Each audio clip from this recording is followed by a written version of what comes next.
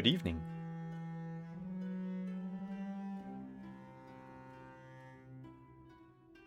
Nostalgia. The noticeable feeling of longing for a time long past, of relevance, thing that plagues every kindred that's online. Creatures for stuck time period that saw them die. Vampires have a hard time catching up. This leads many elders to think that everything was better in the group. That a return to the nights of yore, when clans were high and low, when they did not have to fear the Inquisition. Things were better back then. But what if we could bring the past back to the present? What if a city fallen to the degeneracy of the Sabbat, now freed, could this beacon of the past? Could we use ancient laws to force a change? Current inhabitants be damned. Some elders seem to think. There are shadows moving in the dark, silhouettes cast against the all night sky of Montreal. This bode for our coterie. The next few weeks are going to be decisive. The city they now call home. But I'm getting ahead of myself. I'm Simon at Wandering DM, and I will be colorful. Now, let's get on with our story, shall we? Before I do so, players, if you want to check on Twitch, it's the new intro for season. That stuff changed it.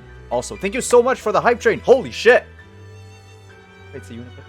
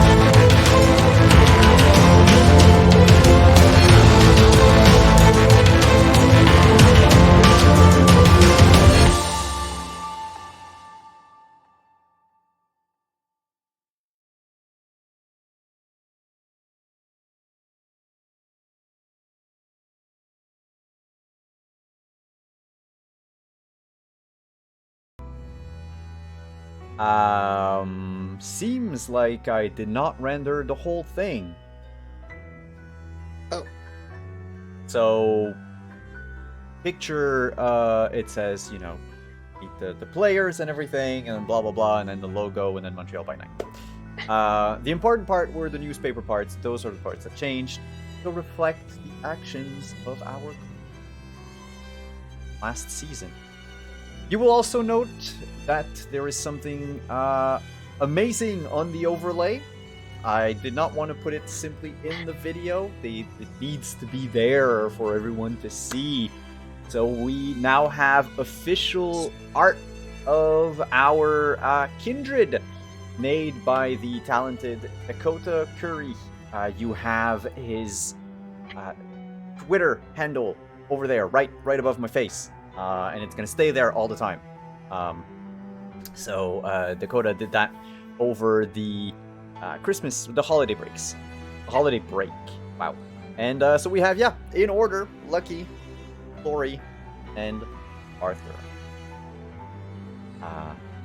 Now you're going to have their faces and their drawn faces looking at you as well. Each one has pointy teeth. So, let's jump back into where we were. I talked about it a bit in the green room earlier. We are going to do a little bit of a session 0-ish /table talk in minutes. because the Kindred have decided to begin a thing called a project, which is a mechanic in Vampire the Masquerade 5e, which I haven't seen used much so far. And so I researched it, looked into it, and like put everyone on the same equal footing, basically, comprehension-wise. Oh, thank you so much for the emotes. Oh, the music is a tad loud. Let me fix that.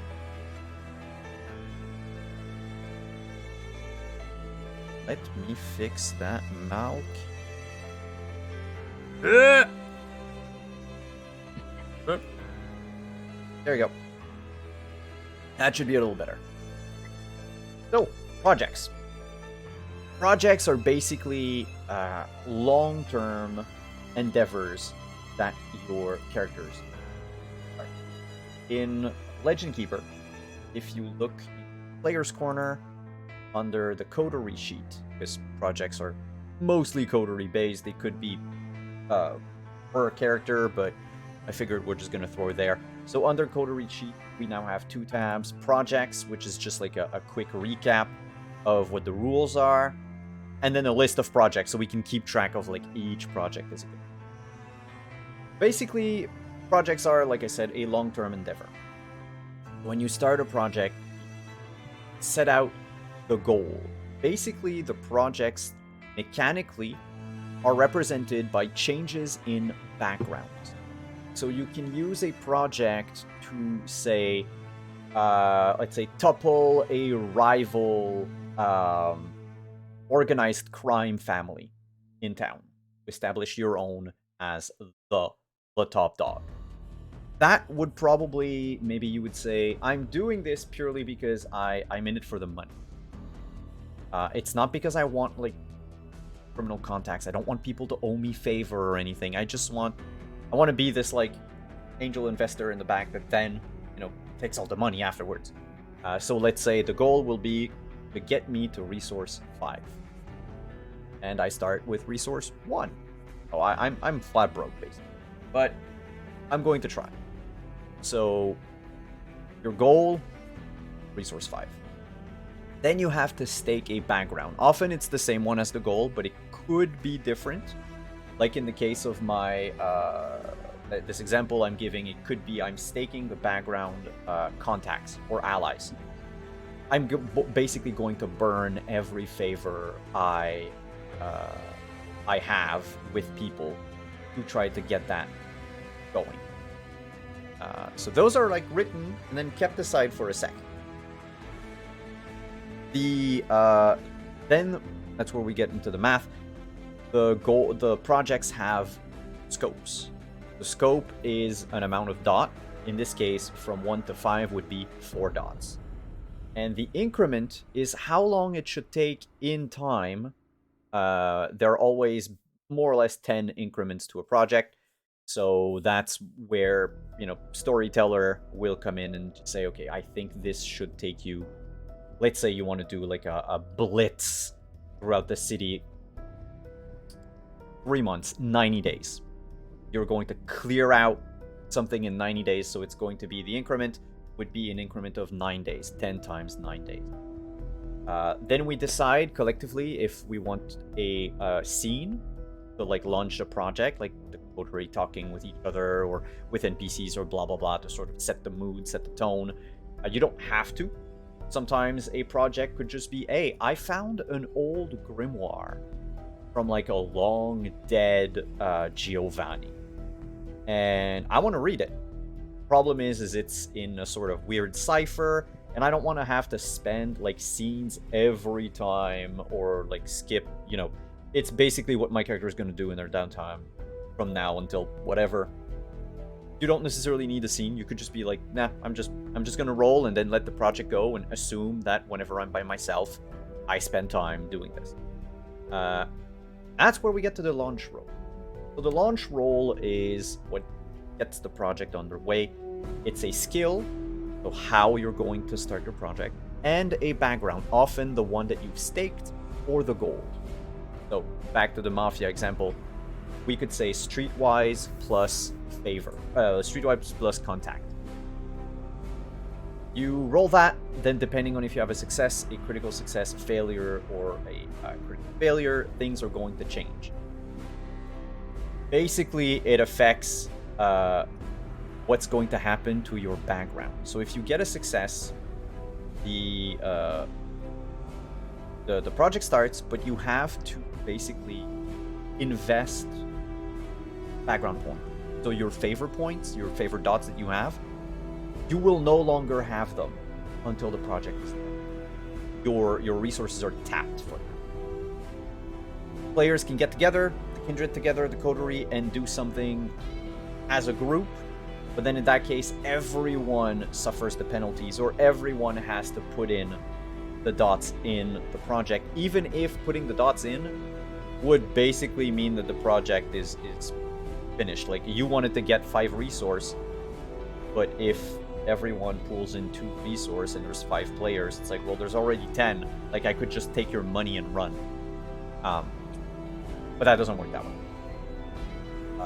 And then we have the difficulty, and then the project is just going to run itself, run its course. And at any point in time, impatient vampires can decide to end a project prematurely and make basically it's a all or nothing roll to try to finish the project one shot. It's a contested roll, same roll as the lunch roll for the players, and whatever amount of dice is left in increments. So 10 increments, you start at 10 dice and then you go down.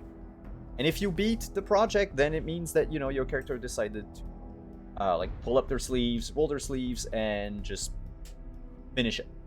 It might fail. Indeed, we'll see. And then when the project is done, you got your change in merits, change in backgrounds, and you don't have to spend it. That's what it does. It just takes a while to do. So, last we left off, a few months ago IRL, a few weeks ago in the whole kerfuffle with True Witness QC finally over. Kind of. For the most part, the DVDs will no longer be made. True Witness will not in the position he is at the moment, look for more information about the existence of vampire. However, I feel that is a misstatement, because that implies that he has any ability to look for jack shit. Well, yeah. Any discussion of him in the present tense, I feel, is the wrong tense. No. There's a vampire on the other side of the pond who got a nice present. Hello Fresh. No. True Witness didn't end up. True Witness wasn't sent HelloFresh. No, he fell into a quarry. He had an unfortunate accident walking at his phone, hiking on a thing. Mm-hmm. I mistake him for another mortal. Yeah, no. The other person who got sent HelloFresh, they were immortal, not mortal.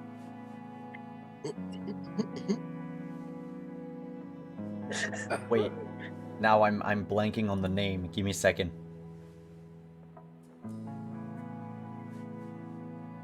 So for those of you who have not yet watched the individual episode, Flory may have gotten... in your interlude. Yes. Yeah. Flory may have gotten a tad bit upset with somebody, just a little bit, and did a little bit of murder. And then did a whole shit ton did a little murder, and then did a shit ton of diablerie, and then sent a HelloFresh of a torpor vampire to someone. Yes. They deserved it.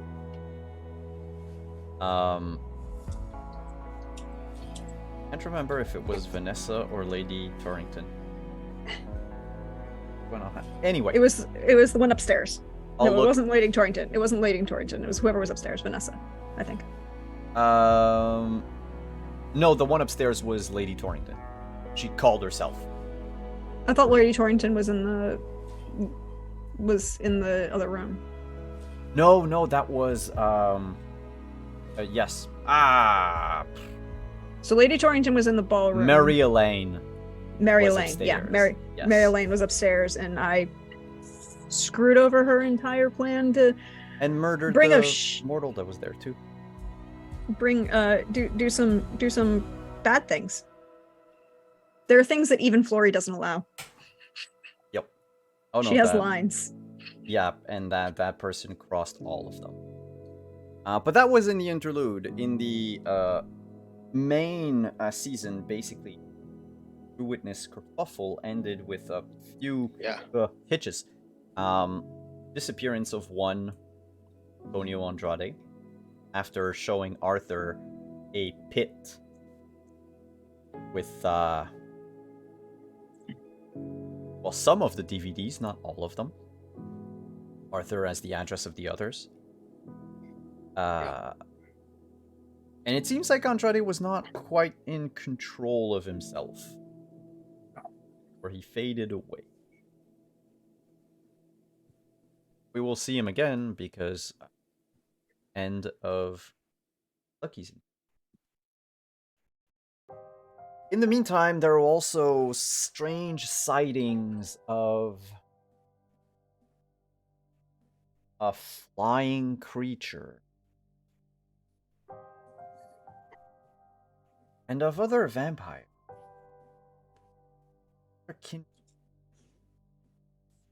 The infamous toe sucker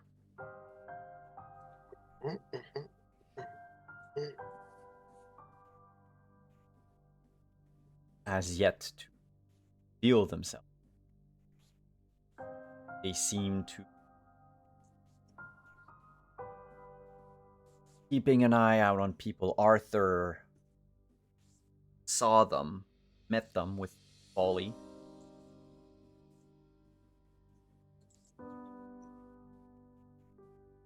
There's a lot of new faces.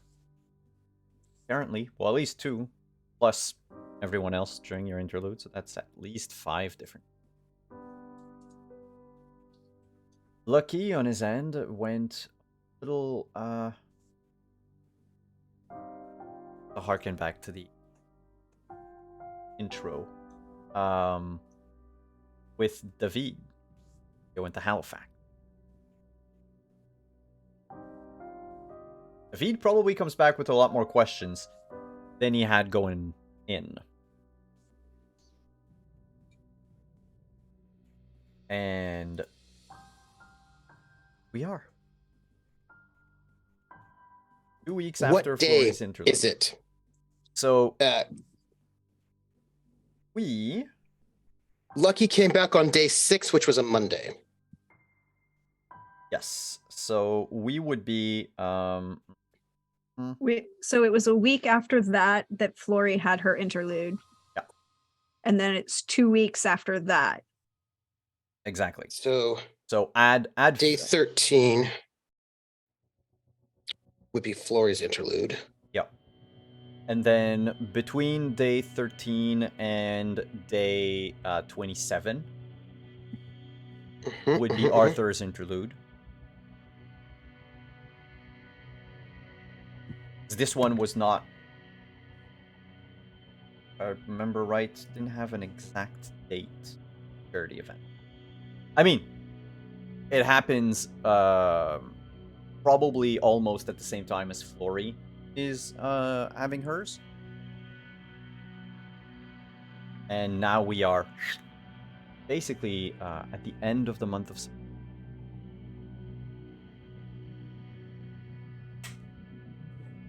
If I recall correctly. Yes. Yeah, because we started in late August. Yeah, so we would be mid. We would be mid and third week of September. We'll say fuck it. We'll put it on the 22nd because it's my birthday. So who begins for 22nd? You know what? I'm going to go and just check the calendar to find out what day that is, since we are in 2014. And as you're doing that, let's talk about projects with Arthur for a second. Sure. I have here a list of stuff you wanted to do. What was your first project on your list?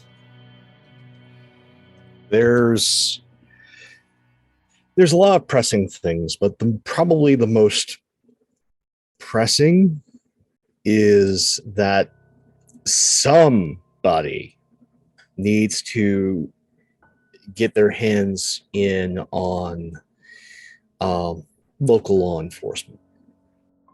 So turning those to allies and having that relationship needs to happen sooner than later.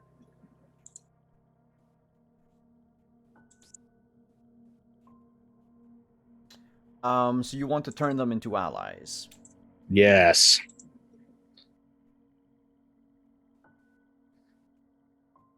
Book, vintage background. How many dots of allies do you... Well, allies would yeah, because it would be like either 1 dot per very inefficient cop. Yeah, yeah. Or I need the department. That could be, we could use like head of department as that ally. Okay. Like whoever is like captain. So the commissioner. Or the commissioner. Yeah, you can have Gordon in your pocket if you want. As a rule of thumb, your ally would probably be a 3 or 4 point. I would say 3 points if they're more of a desk jockey. Probably like Gordon, a bit older. Yeah. They can still do stuff, but for the most part, they're not on the field necessarily. And if we go with 4, then this person can also count as a deadly mortal, which not necessarily fresh off SWAT, but it hasn't also been like over a decade. Knowing Arthur's proclivities and how things work and going as old school as he is, if I can get the commissioner in my pocket, that's precisely what I'm going to do. Okay. And you wanted him at 3 or 4 for effective? We're going to try for 4 because I don't want him to just get bumped off. All right. 4 in effectiveness, and then your next criteria is how reliable do you want? Half the time, arrive within a D10 hour, or as soon as physically possible? I am fine with it being I give him like a day's heads up before something happens. Like 24-hour period before thing happens. I do not need somebody who is on beck and call. Okay, so that would be a reliability 1. Basically, you're going to leave him a message. Yeah. It's just if you ever need him at your beck and call, then it might not work. Fair. So that's allies at 5. And question. Mm-hmm. Which background are you going to stake? How is Arthur about trying to get... Not necessarily, I was going to say in the good graces, but that's not true. How are you going to blackmail / intimidate / get the trust of the commissioner? Blackmail is such a terrible word. No. We don't blackmail unless we have to. No. This is old school Florida mafia. We persuade, we wine and dine. This is like, hi folks, I'm giving you an insight into Florida politics. This is like Big Sugar getting the governor in their pocket. So this is using resources and the power of persuasion to make a friend. So I think we got a roll, which is going to be persuasion and resource. So the background you're going to stake in there is resource. Yep. And the scope in dots, well, at this point you have nothing. You go from nothing ally 0 to ally 5. 5. And I would say to get him in your pocket. Mm-hmm. This isn't something that would take very long. Check. This feels, though, to get to that degree feels like a 6 to 8 week project. Yeah, I had in mind 2 months. But I'm thinking, well, we're end of September, so all October, all November.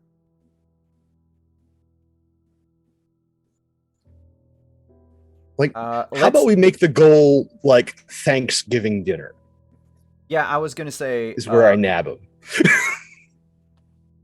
Actually, that would be like 2 weeks because you're in Canada. Well, yeah, Black Friday, because us Americans are trying to enforce that upon you. Yeah.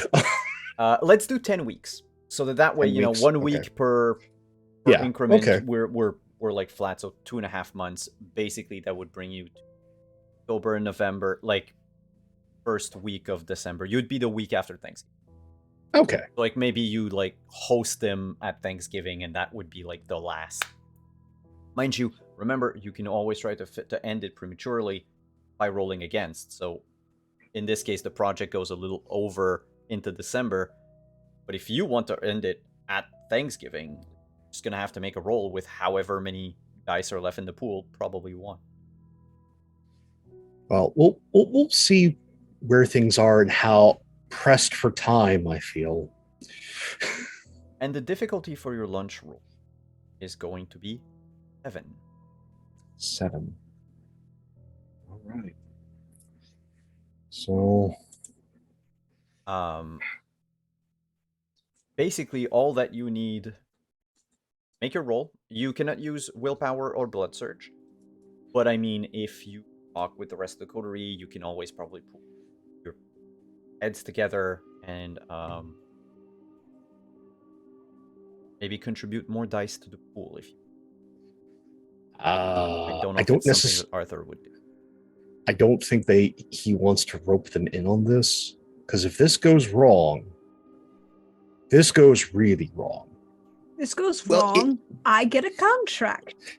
It's not horrible. Like, it is, however, a coterie project, which means no matter what, it's gonna hit all of us. No, this is personal. You decide to contribute to the die roll. Yeah, I'm not roping you in. I'm deliberately trying not to rope Lucky into anything anymore. Like, again, also this has a splash zone. Like, this isn't trying to, like, I would try to get the coterie in on something like, okay, due to the interlude, I feel like undermining a particular vampire.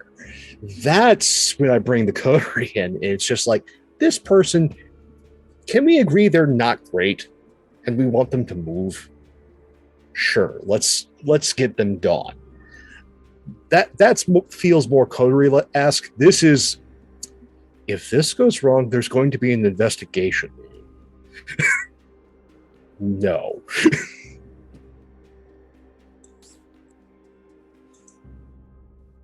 So, you may, if you have any disciplines that could help in persuasion, you may also use them, because this project is aimed at a mortal.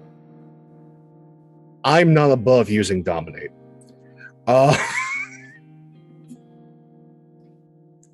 I'm a Zamish. So I will use Dominate 2. Thank you very much. And what does that one do again? Cloud memory. So if there is any fuck-ups, I can just erase that. Yep. That works. In fact, what I would say is because you're using this, if you fail the roll, normally you can retry. Like it's just the difficulty goes up. If you give yourself one bonus die, and if you fail the roll first time, the difficulty is not going to go up because he won't remember it. It's just if you start abusing it, then that might some issue. When there's multiple like blanks in someone's memory, people start getting suspicious. People go to doctors for that. So let's roll 8 dice and see what happens.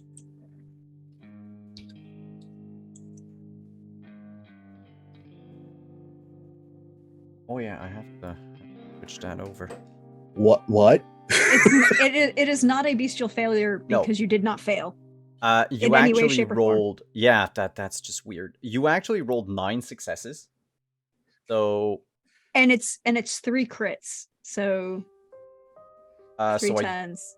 I do believe that should be a crit check. It's not just a little crit; it's a big crit. Yeah, but you need pairs of 2s. Like 1 10 won't do anything, but 2 will give you 4. No, but I think that's the point. I think that because you rolled 2 10s at least, that counts as a crit success to start the project. Yes. And you rolled potential critical win.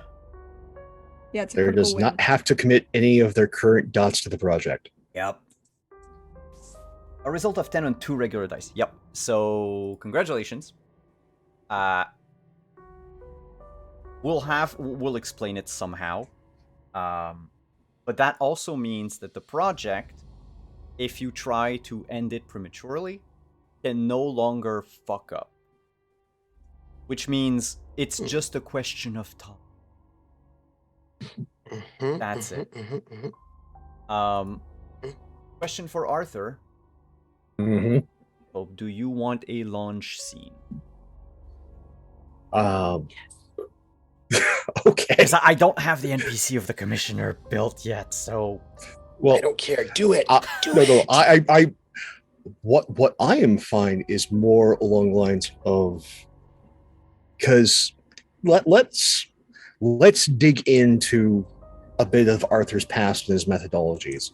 And so Silvio, local mobster, runs Silvio's, retired lawyer. I think what happens here is Artie goes to Silvio and goes, "You know the town. How do I get to the commissioner to start whining and dining him?"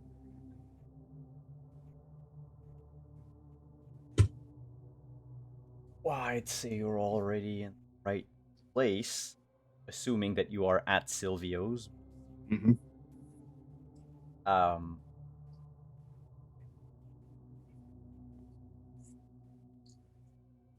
Let's just say that I know a lot of people, know a lot of cops. Also a reason why the number of Italian cops proportionate.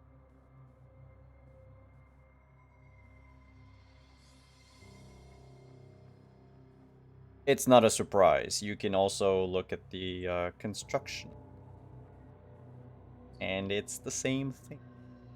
So, you want to wine and dine him? I would say your best bet would be with this meeting. You happen to be here. he happens to be here. Happen to. We go from there. I can make sure that you know when he's here. You can also make sure to send him a little reminder. Yeah. Wife's birthday soon, I think, or anniversary. I might be mixing two up. Anyway. I can send a little ad his way. Make sure it starts to stew in his brain. Goes. Then, well, you do. Yeah. Thank you. No, that definitely would help because, again, I am perfectly happy with the city being secure. I just want the city secure in a way that I understand and that we can all appreciate. Especially since we have, unfortunately, Ralphie getting stalked by some moron.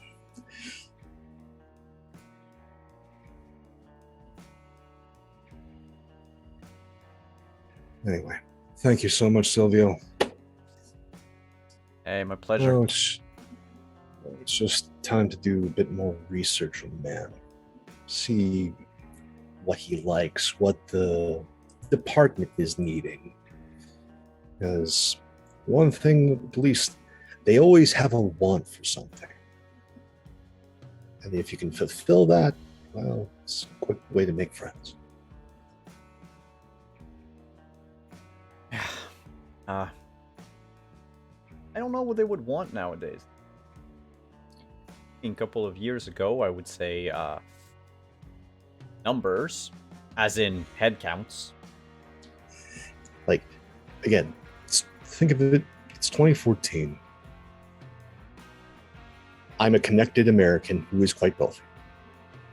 Yeah, you are. What can I get easily and probably through customs for the Montreal PD? Army surplus. Military grade material. I was gonna say legit firearms. Because you could always go on the kind of walkie to get anything, but they can't use that on when they're on the beat. Yeah, but good body armor, better belts. As a son of law enforcement, the patrolman's belt, if they got a bad contract, that's a nightmare. Better holsters, that sort of material. Also possibly a dispensation so that something that constantly gets cut in budget and then pops back in is the uniform budget for law enforcement. So making it so that uniform allowance all of a sudden is back in and maybe a little bit extra. What you're saying, Arthur, is you want to pamper them until you can ask them for whatever in return. Yeah. Like that. Not the way that the usual suspects used to do it before. Oh, no. That's how we do things down here. Remember, when I came into after the robbing of banks stopped, and after the rum running stopped, it was numbers. It was illegal gambling. How did you get guys to look the other way? Well, you gave them mistresses. You gave them a good time. You cut them in a little bit of the action. Yeah, things were easy back then. Yes. And that's why the Sabbat thrived in Florida. Because it was easy to just make them happy. You make them happy, they leave you alone.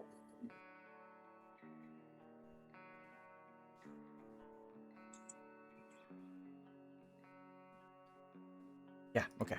Silvio is aware of your nature, correct? Yes. Okay.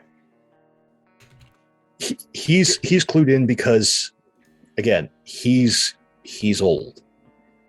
Yeah. He's an older fellow who has been in connection, and again, I have probably laundered a good bit of money for this section of the family, considering that he would just. I think it's because I clued in when you said Sabat, and I was like, ooh, Silvio. Would he have heard you mention it more than once, so that he sort of knows what you're talking about? He knows. I think, again, we're dealing with Italians. Like, there's a reason that certain superstitions hold in those families. So within that culture, them knowing what I am or rumors as to what I am, that's fine. As long as he's not interested in your daughter or son, it's all good. It would also explain why some of the the things of garlic, the I was gonna say the garland, the braids of garlic, some are actually fake, because you don't want to insult Arthur. That and the real protection against the evil eye is not in the garlic; it's in the peppers. You don't need to protect against the blinding bloodsucker. Well, You say bloodsuckers, but the evil eye is much more dangerous. Also, the best protection against the bloodsucker is to have a bloodsucker on the payroll. Yeah, that's kind of why Silvio feels comfortable.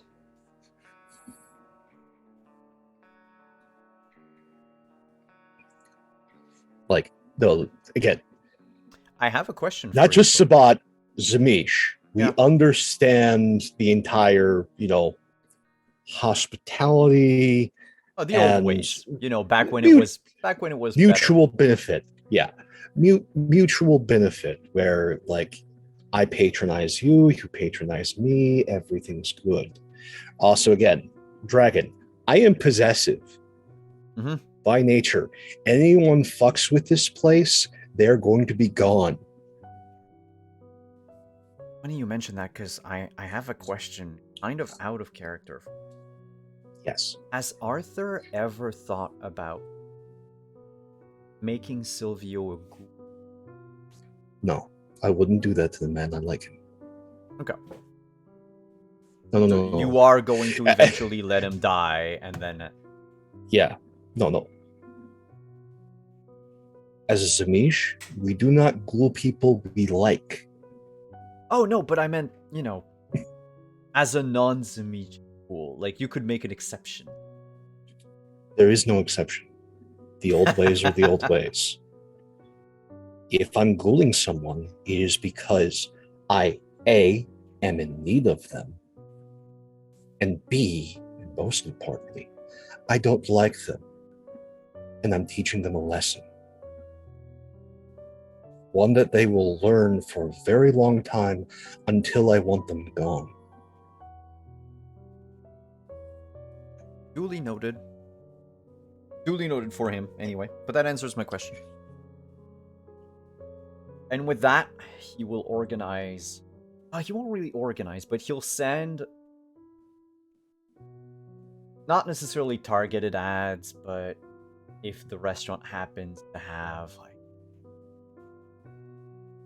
night or the first Thanksgiving. He ensures that the commissioner gets the promotional materials for the anniversary dinner, for the wine tasting dinner. Oh, and also I mean, there's if the commissioner is interested in sports, like, I was gonna say end of baseball season. Mm-hmm. Like, we're going into the playoffs, yeah. So he's going to ensure, especially with that crit success of yours anyway, he's going to ensure that this happens.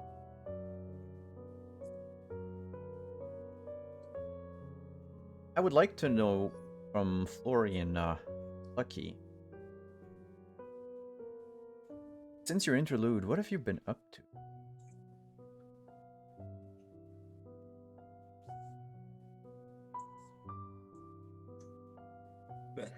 Flory, remember what happened in that interlude? There's a lot of things that happened. I did a lot of murder, and I did a very tasteful amount of murder.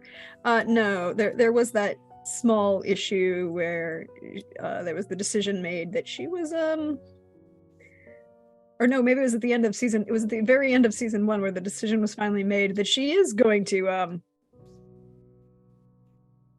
there's a couple things that she recognized in a couple of those images, and they shouldn't remain in Sabat hands. So she's downstairs. Planning. Yeah, she's been planning a heist, a very long and complicated one. Oh yes, the artwork that you saw in. Mm-hmm.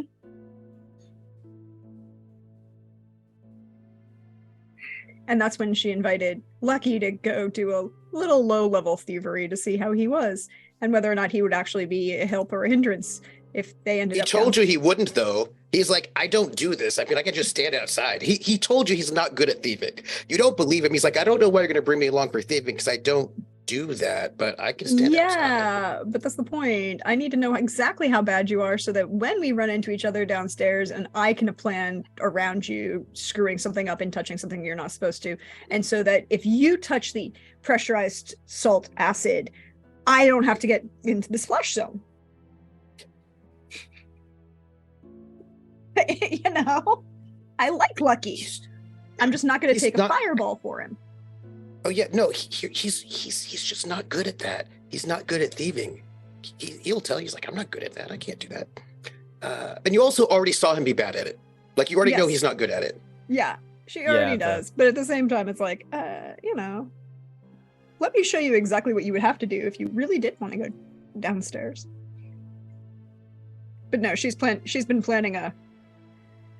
There's like the bedroom, and then there's the loft area in the motorhome.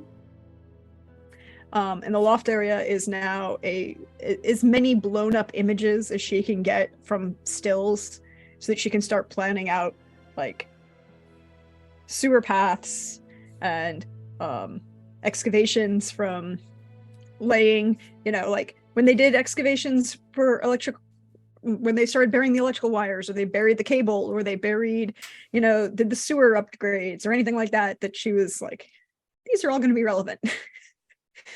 But it's very useful because it can just be walled off and no one can ever actually see. So it looks almost like a conspiracy board. Not really. No. It's not a conspiracy. No. Conspiracy board is what Arthur has. Yeah. It's a heist board, which is an entirely different thing. Yeah, I was going to say, it looks like something that would incriminate you. Definitely.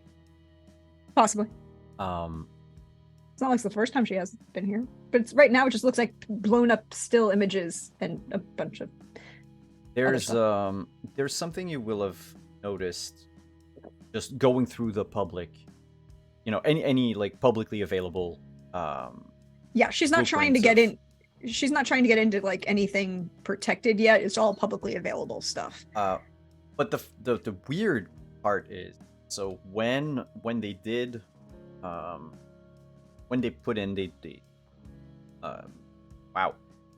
moved all the electrical cables underground, so Montreal is riddled with tunnels, with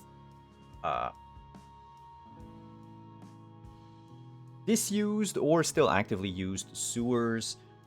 I mean, there's also the entire like Montreal ground. That they dug out, like they hollowed out part of the mountain in the middle of the city, some of which is in use, some of which isn't.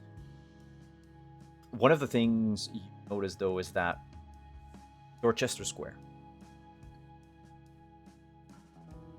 nothing ran for it, to the point where you can almost see a sort of shape in the absence of, electrical cables going. Like, even nothing goes like across from like one street to the next. It needs to go all the way around.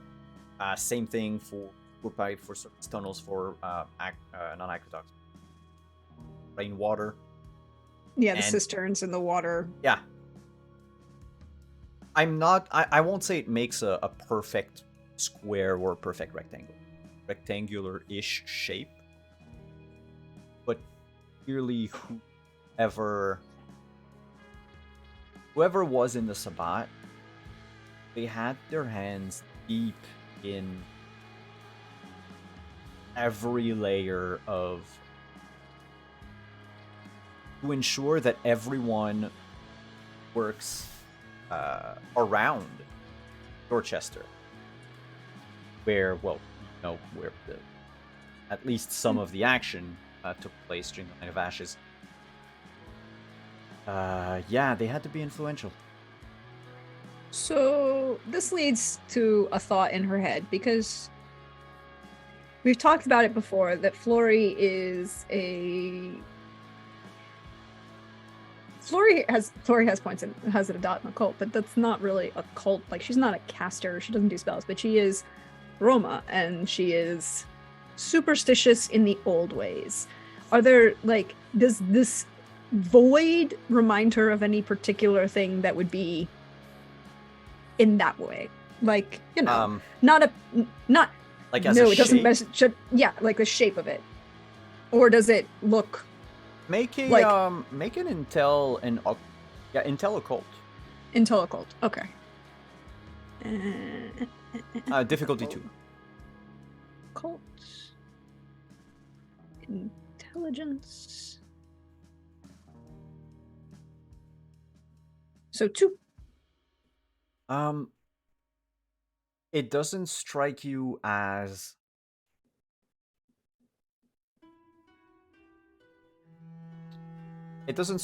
anything necessarily nefarious. Mm-hmm. But it does have a strange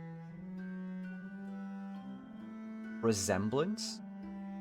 It's missing parts, so you think maybe like those parts they allowed people to work nearby or something, but it almost mirrors it's also the cathedral across the street.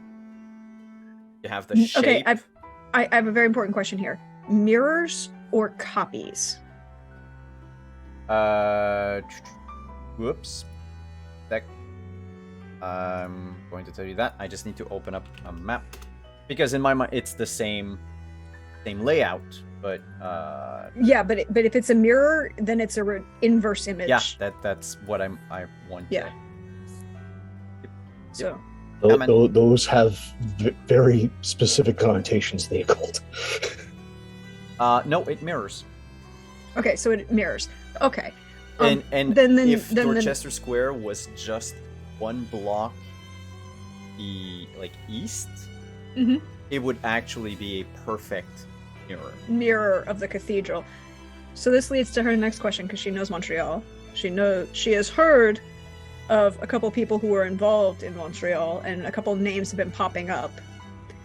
Does it remind her of anything that she may have seen in some subterranean areas of perhaps a city like Paris? No. Okay. Unless you're, because you're only you can only see the outside. Yeah, but outline. I mean, does it? So unless it is riddled with alcoves, it doesn't seem like it's a crypt or like the Paris catacombs. Okay. But there's like it could. Now she's got that, like, okay, she'll put in that, I don't know, I need to check. Put that in a pit, and it's like, oh, Paris, this is gonna be fun. Oh shit, this is probably trapped all the fuck. I need more ball bearings. Wait. And then she has this moment of like, I need a bunch of gaming nerds. They have D6s. Those will count.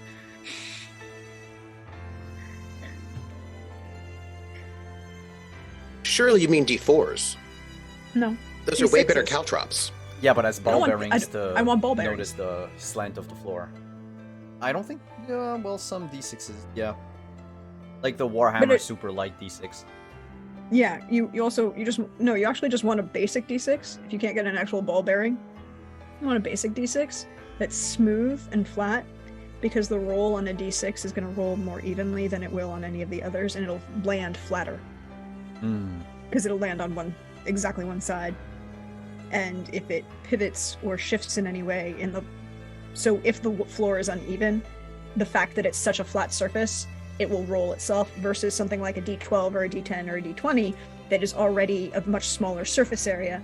It can give you a false positive for something being yeah, if that makes sense. Because of like how wide it is compared to the rest.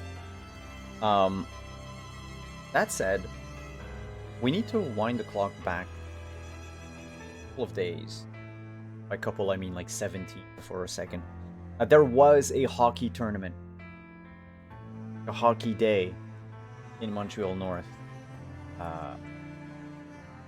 We didn't go into it when we did your interlude, because that was going to take place a little bit after, 4 days later, but now we're 3 weeks ahead. It was the basically the snowplows and the Patriots with your team that you're coaching. What was the name of it again for everyone and myself? The Maroons. The Maroons. Look, I can't take that seriously. I say that with love. Because of Bugs Bunny? No. Because of the word in Sicilian. And we're talking about Italian mobs. Yeah, but this is more the French, the marronage, right? So okay, that works. There we go. I was like, yeah. I call them the snowplows, but in reality, the name would be in French the charrue. It's just, it doesn't mean anything to anyone outside Quebec. But yeah, it was an interesting day for your team. Got to show off a little. You noticed that in fact, players on the Patriots team were rather unruly. Fights broke out often. Not necessarily between the Patriots players and other teams, like on the ice, but sometimes just among themselves in like the changing. The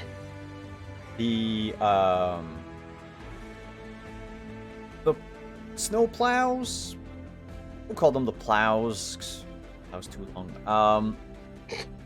The plows are not remotely close to semi-pro or even to. However, some of them you notice they're interested by your team. You get the feeling that there's some people that like some of the young adult space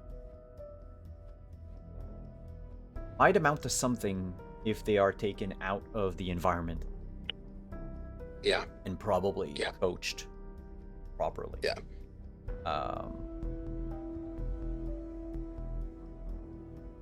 It definitely helped with the Maroons' morale.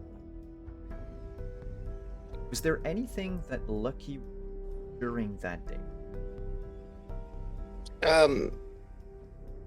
Mostly just take the temperature of people's concerns and feelings. You know, of like, course, I say day, but it would have been like from evening onward. Yeah. Like probably like a weekend, yeah. Mostly he wants to take the temperature. Like, what are people talking about? What are they concerned about? What are they worried about? I know that people really want a metro, but that's been blocked. Like what are the things that people are, what are their worries? What are their concerns? Mm-hmm. Yeah. What do they want that they don't have? It's basically it's a way to sort of like help out the team, but also gather information about where people of Montreal Nord are at. I think with how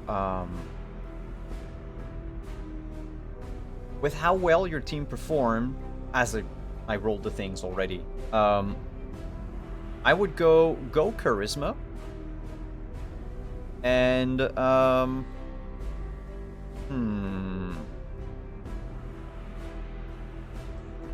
insight or awareness. Okay, so this will be at a minus like 2 or 3, I think. I will add it when I get there. because I do not have a high humanity, and any interaction with humans does not go well. What's your humanity at? 4 or 5? 5. 5. It's like a -2. No, it's 1 die penalty. At 5, you're at 1 die. 4, you're at 2. Okay. So charisma and awareness, you said? Either awareness or insight. Basically, are you just listening to everything, or are you trying to hone in on what they could actually mean by I'm mostly just whatever bitching it? Mostly just listening, right? Because like I'm the coach, I'm sitting there like I'm like hearing what people are talking about in the stands. I'm just sort of like observing. He's an observer. Okay, -1. Extra dice 0. Difficulty. Let's leave it at 2, and then basically, we'll do the in Take reality. 1 dice off. Huh? The last one goes, so we'll say that 1 success, that's the 8, is out. Sure. Because I couldn't reduce the die. That's okay. 1, 2, 3, 4. It's still 4 successes. And so things that you hear people complain about.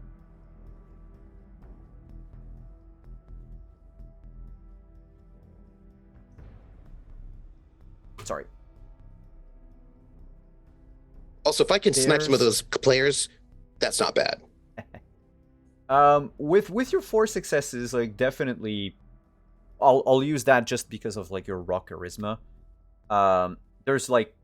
There's 2 players from the Clouds there, and 1 from the especially people who could need help. Do you know what I mean? Like if there are people who, not just in terms of how good they'd be at hockey, but also they might be better off if they were in a different environment. We could get some of them.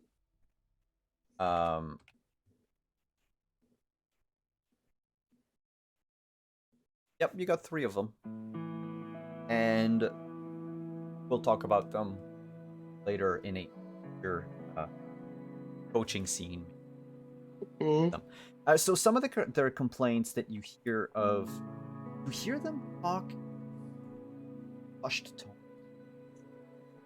There's a weird... They want reparation for what was done. They're not talking about reparation, let's say, with capital R. The societal treatment of blacks over hundreds of years. It's more recent. It's more targeted. There were a lot of dead and missing under what that it's while it was under the Sabbat. Like they're talking about since 2000. And and while the rash of disappearances, murders, and all that kind of abated in the last 2 years, it's as if the city had turned a blind eye to the plight of people from Montreal North for like decades. And a lot of these players have had friends, because I say young adults, imagine they're between like 21 and 25, 26. A lot of them were in their teens when all of this happened. May I ask a question? Yes. Because I got my dot in politics. Lucky has been doing some research. This is a timeline question. Because they want reparations for people going missing out of Montreal Nord. And it seems as if they're implying that people went missing out of Montreal Nord perhaps more than other places.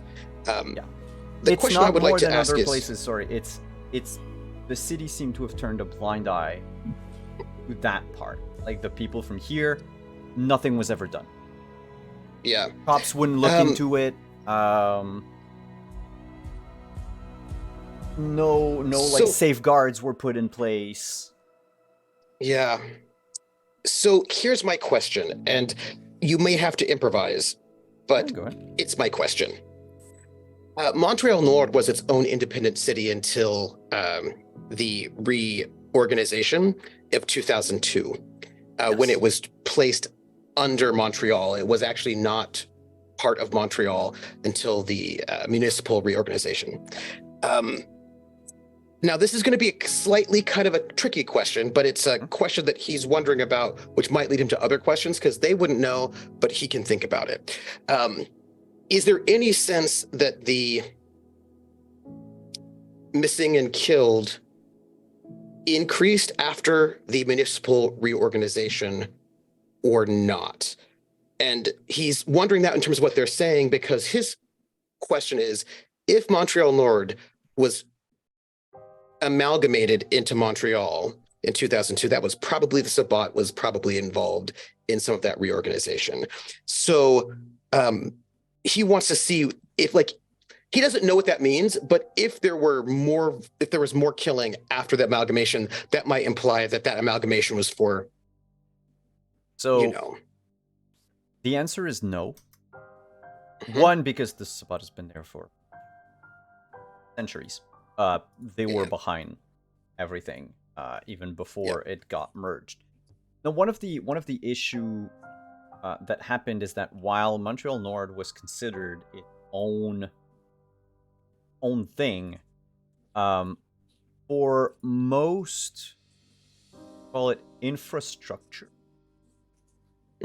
or even for administrative purposes, or it relied on Montreal, like just about everything else on the island, relied on Montreal. Like the police were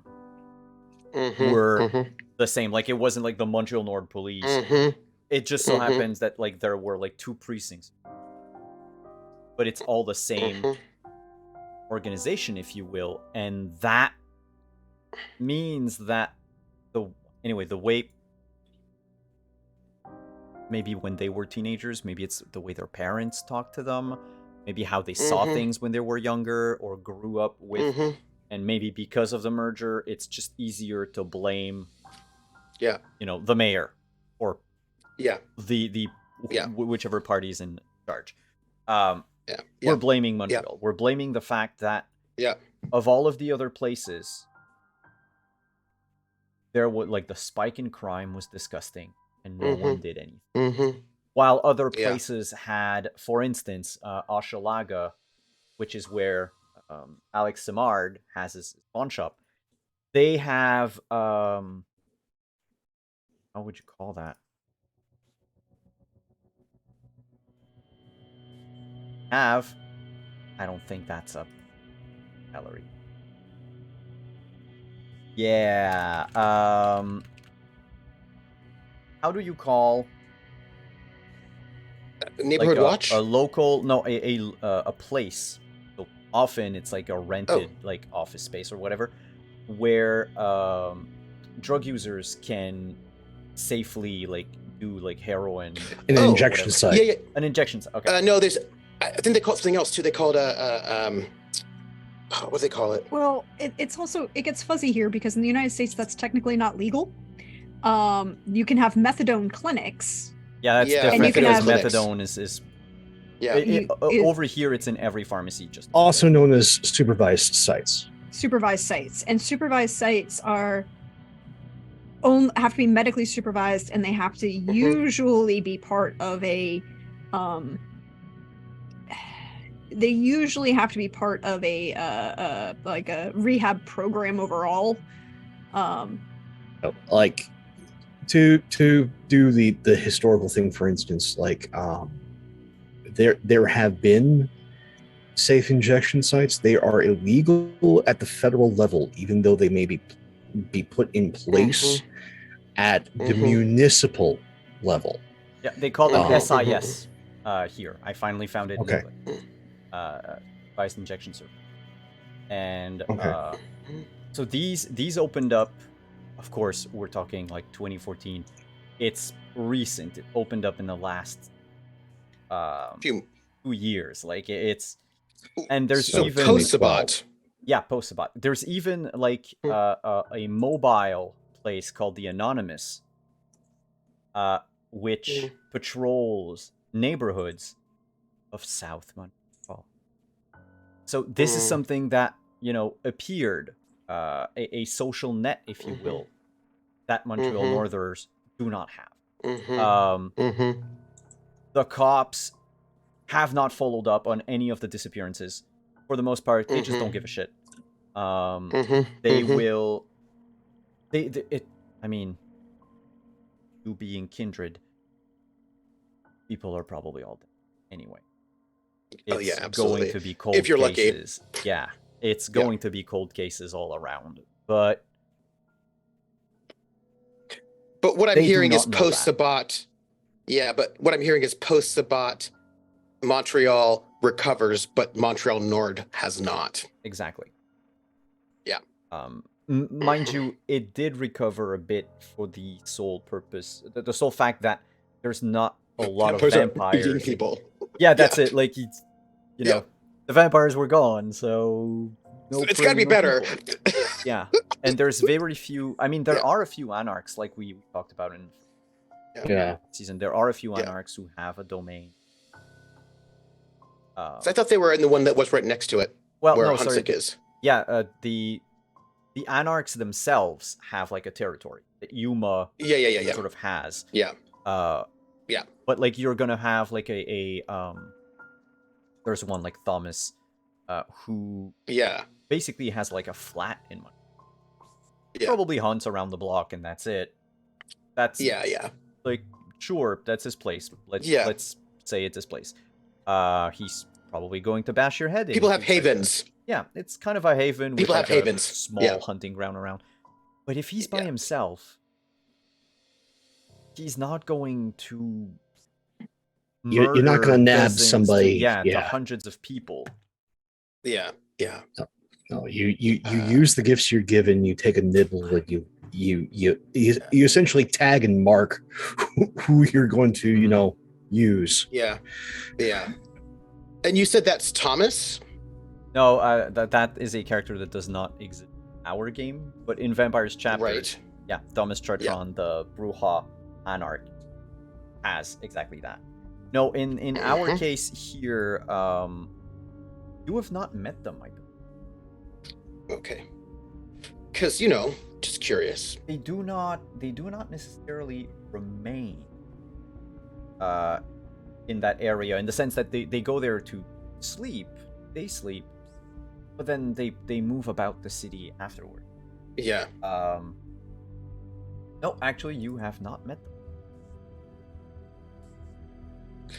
Just heard rumor there's probably an anarch over there, right? That kind of thing. You would know that a woman anarch. Somebody who does not stand out too much. Okay. But that's one of the things that they complain about. And they complain about it, like I said, like almost like in hushed tones. They know among themselves, like they know what they're talking about. And it's just like through, what would start as almost inoffensive questions like, oh, hey, have you heard about your uncle? And it's like, nah, we tried and nothing. And like, it's through those tidbits of just one player reminiscing about like his sister who used to date another player. Sister has disappeared, never showed back up. And all of that. And there's that happens. The other major complaints that they would have is there is no proper league up here. Like those players who are a bit more into hockey, they're like, we should do something. I'm not going to organize anything, but like if there is, I'm gonna play in it. Like if there's a league, I'm gonna play in it. But like I said earlier, most of the players on the other team don't seem to take it seriously enough. And I imagine if you're really, really good, you get poached out of the neighborhood, right? Like if you're really, really good, you'll leave the neighborhood to actually go play with people that are going to challenge you. Yeah, that's right. Yeah, that's what I would imagine, right? That if like that small group who are really really good end up being pulled out of the neighborhood rather than staying in it. There was one other question, I'm glad I remembered it, that I did want to know while I was listening to them. Is there anyone I know who Lucky respects, but who do they respect? Is there a person that they talk about as someone they think is legit, like is someone they respect? Like, I respect my elders, but I don't know who they respect. Like, is there a person that they respect? That you would have heard of? Not really. Because yeah, I'm just looking for names of who they might be mentioning. They seem to not really respect their coaches. That they see either as incompetent or too demanding. And by the way, none of the people that say that are among the players that would have like show some promise. Yeah. Okay.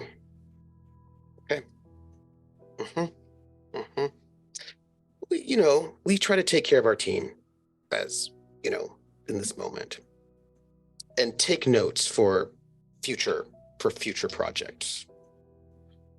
There's a yeah. Yeah.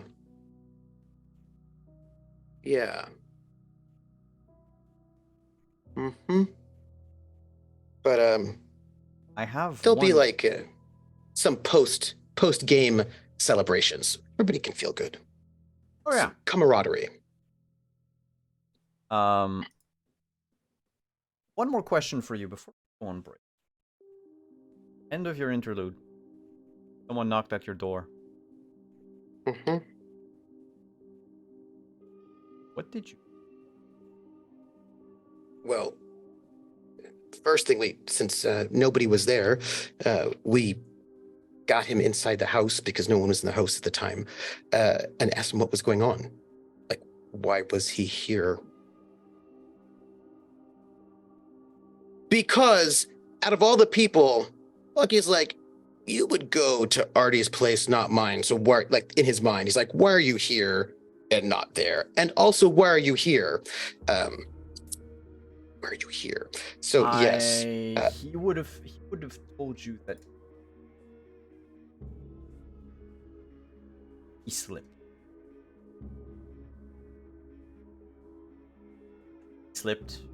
Went back to that other life, and Arthur saw it, and that's why I have another anyone else to turn to. He remembers helping you out years ago, stay under the radar. He would like you to do the same for him.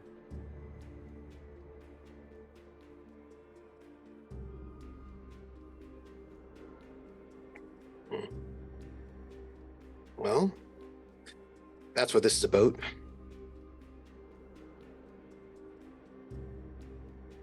How did you slip?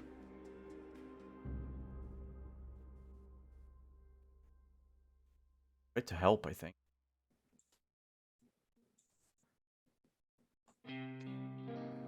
You could see that he is horrified at the thought of slipping. But right now, when you ask him about it, he is horrified that he does not know why or how. There's like a blackout that happened.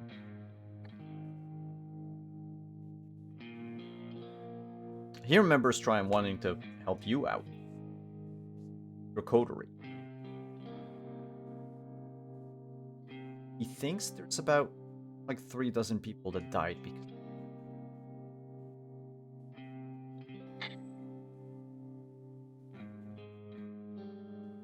Well, you have glimpses of a memory. You remember that Artie saw you slip, but you don't know what you did? Well, I remember the end result. Which was? I got half of the deal. Yes, I don't actually think anyone told Lucky this part. Okay, how did you do it? And what about the other half? Oh, I just hadn't gotten to... Back up. All right, buddy, tell me what happened. Well, you remember that meeting we had at the jungle? Hmm. I heard things thinking I should not meddle in this. Or for me, stay hidden away in my burrow. And then I figured maybe I should That's what try to everyone help. said. Yeah. I remember thinking I should help. That I should start tracking down. Well, but I didn't know how. Okay. And then I knew. It was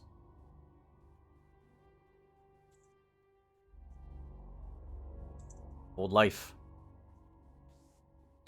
Buried.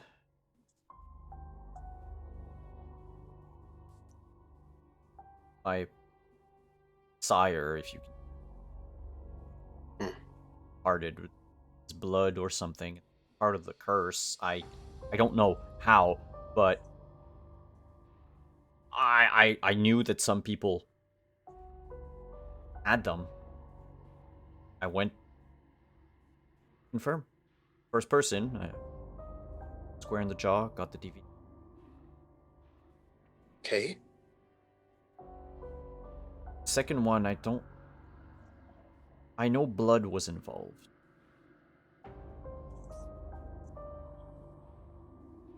And I mean, after that, it's like a whole cloud of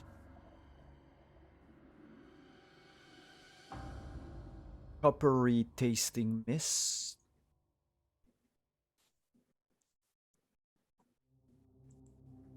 I was kind of proud of being halfway.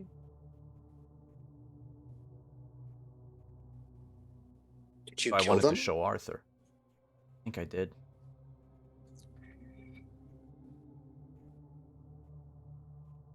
That's why I'm freaking out.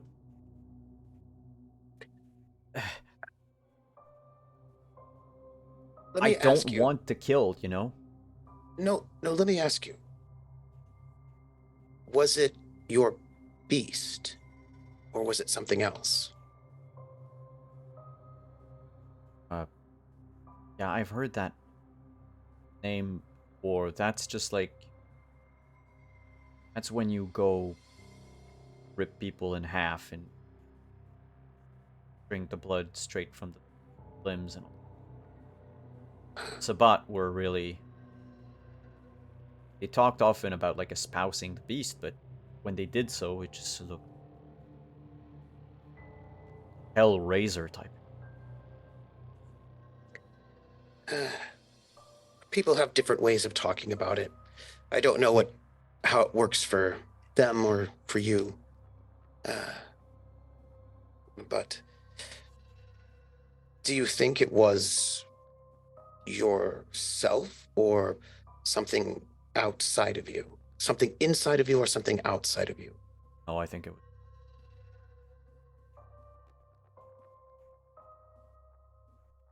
So I don't remember. This is important. See, that isn't normal. I don't know how you all work, but that wouldn't be normal for me. So sometimes there are things that I know and that I forget. And I know that it's because of what I am. It's strange. Sometimes when I taste memory.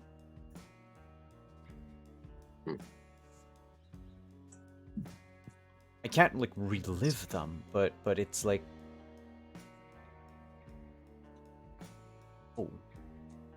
smell, like a familiar smell or a taste of something other than blood.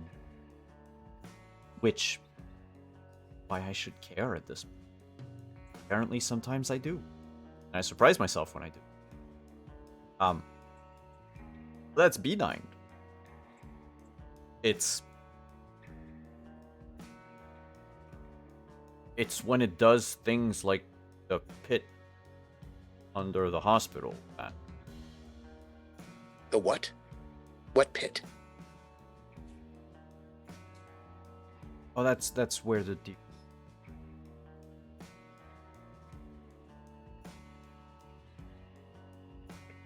You put DVDs in the pit.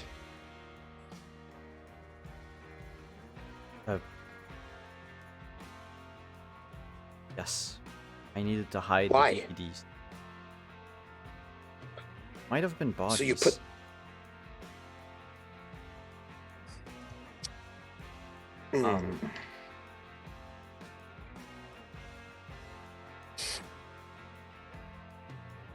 Antonio, there are many things about how this works here that I don't know, but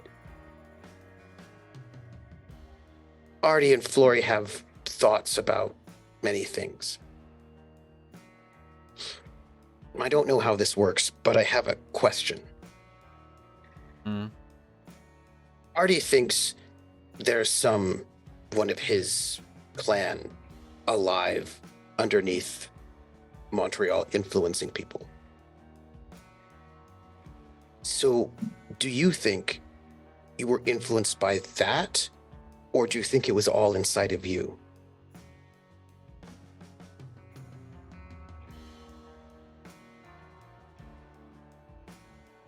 You notice Andrade begins fidget with as.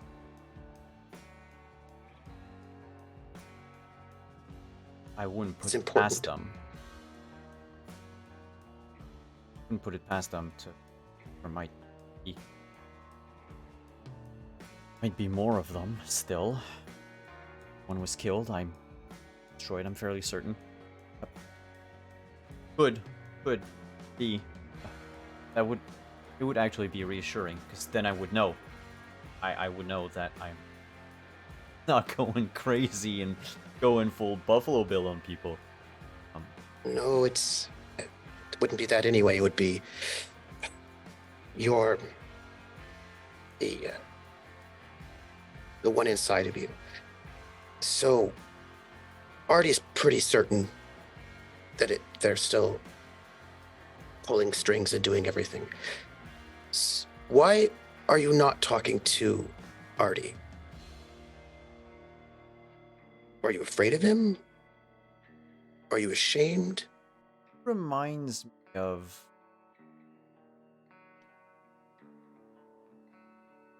the old landlord. But he's kind of different. He's kind of reminds me sort of a snake. But not necessarily a bad snake. It's just, you know, those snakes that you're not sure venomous or not. Gonna attack me, or is it just, you know, doing its thing and going on by? I've seen others aura that it was just different. Well, espousing their beasts.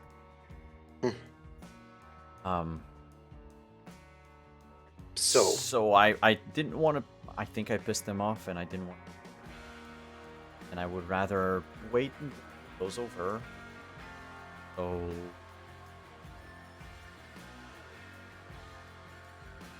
hide me in a closet or something. I think you should leave Montreal.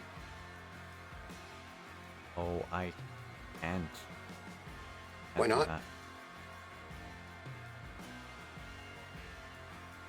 You're gonna have to trust me on that. If what happened to you was because of something underground, then it may not be safe for you here. You know? Yes, but if it came something else, being here is probably the safest for me and for others. I can't really take that chance. Not at the moment.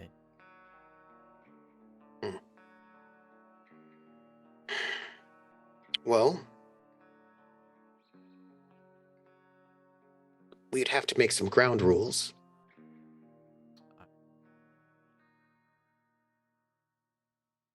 You can't tell anyone where you are. Anyone.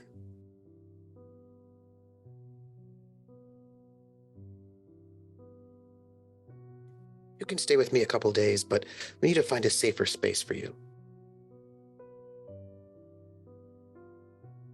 Far away from the center. Hospital again. I mean, my people are there, but I just going to build a. I can pick up things for you, so you get what you need. Make a call. I can tell me somebody at the hospital that I can contact, and I can get things for you. But you shouldn't be so close to the Dorchester Square, and I don't want people talk too much. I'd rather nobody knows to keep you safe. Yeah, not a peep.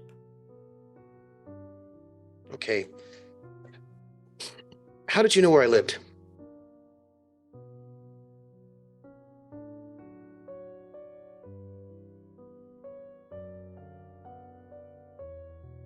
Guess it's like how I did with the others.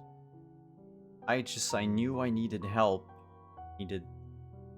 For someone that owed me. So I needed to find you, and then I did. I mean, Okay. I might have just asked Melvin. I just don't remember it. Or Okay. What's her name? Who? That Diana. Yeah, maybe it was her. She should know where I live. Said I.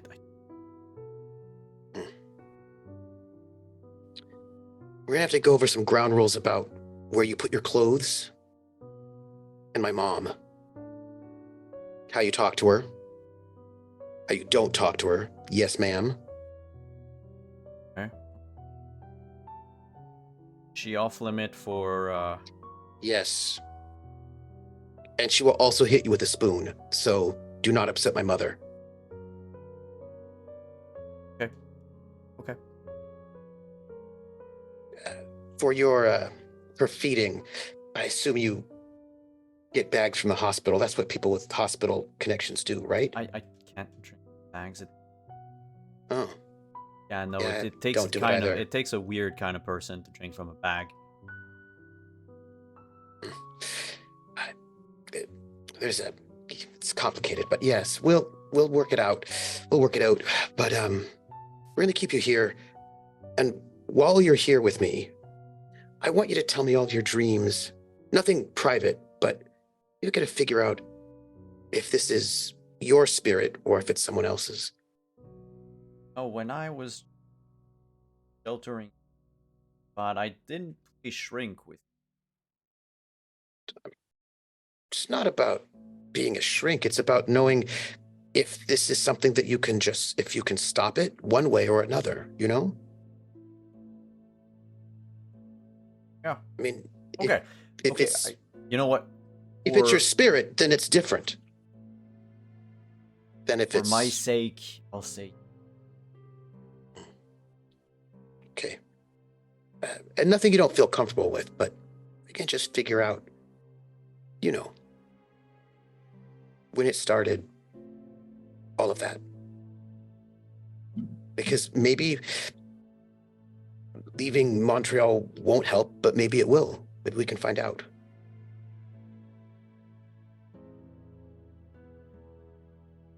And on that, going to take a quick break. And we're going to come back in 5 minutes. Or more vampire.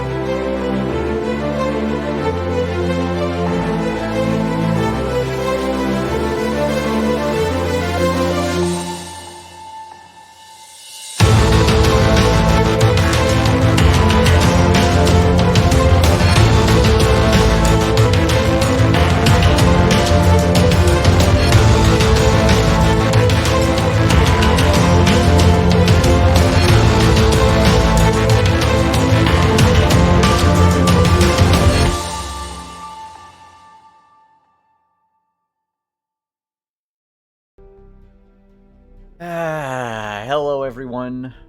This is the very last chance you will ever see this poorly rendered video, as I'll fix it right after we're done. But we are back, Vampire.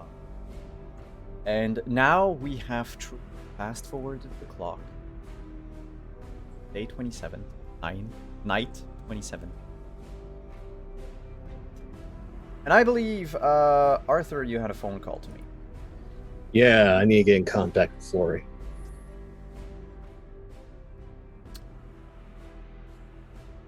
Flory, the phone rings.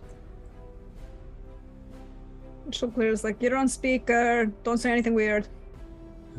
Oh, well, I'm always weird, so I'll try and be frank about it. Okay. And no, she's like looking at this plot and plotting like this entire wall, and she's got the phone sitting on the bed right there. I've got another job for you. Oh, murder, always fun. Who am I killing? How many?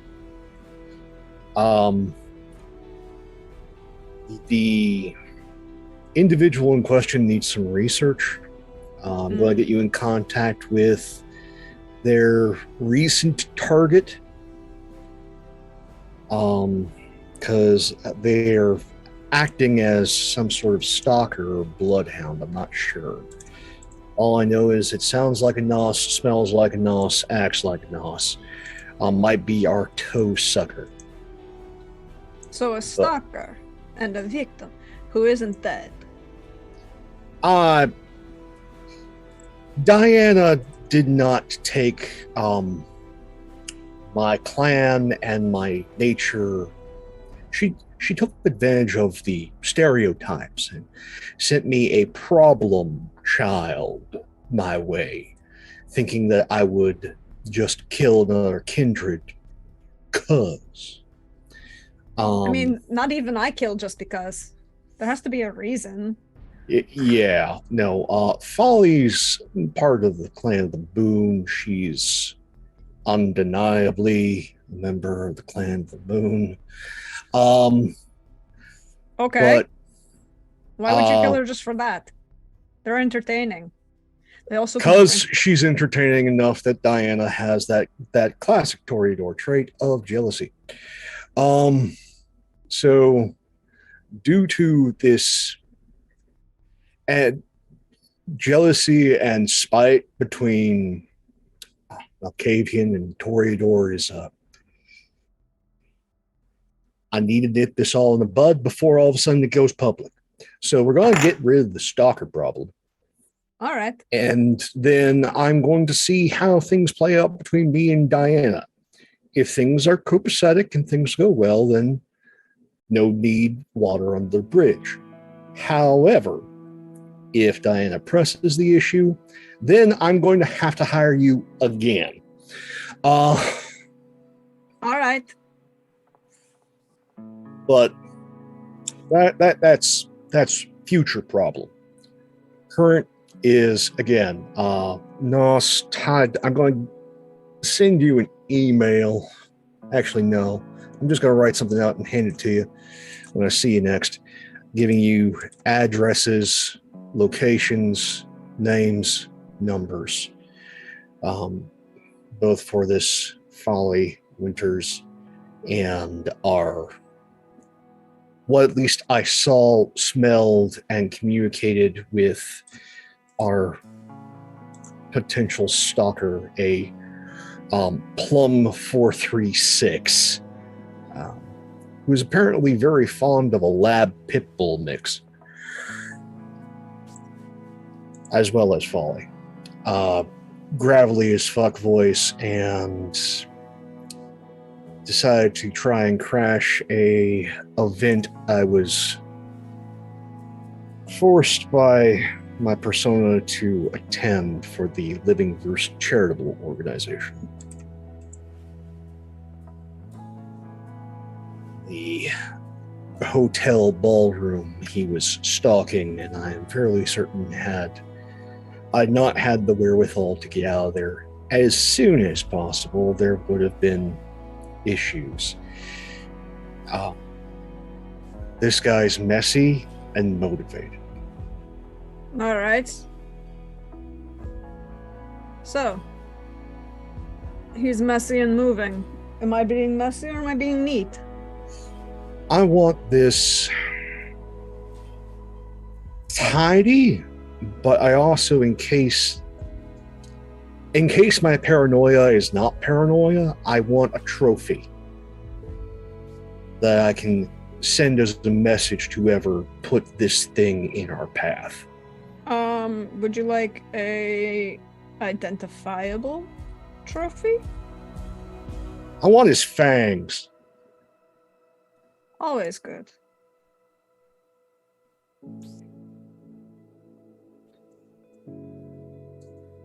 I'll make That sure should of it. be message enough. Do you want them silvered? No, I'm not going to waste money on this.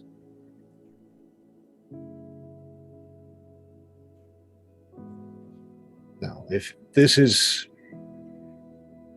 just stalker, I don't need to have some fancy trophy. If this is somebody sending a bloodhound and fucking with the city, I don't need to waste my time on them or money. I just need to send them a message that they're fucking around the wrong city. Mm-hmm. All right, then.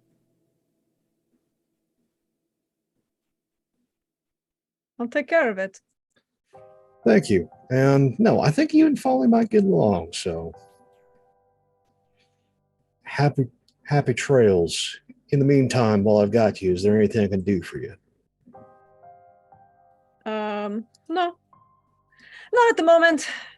We'll probably be seeing... You don't care what happens to the rest of him, right? No. By all means, do what you wish. Oh, by the way, I do have to actually... I may have done just a little bit of a messy murder, but it was Caleb's suggestion. It was fine and totally acceptable, though. Caleb hired you for something?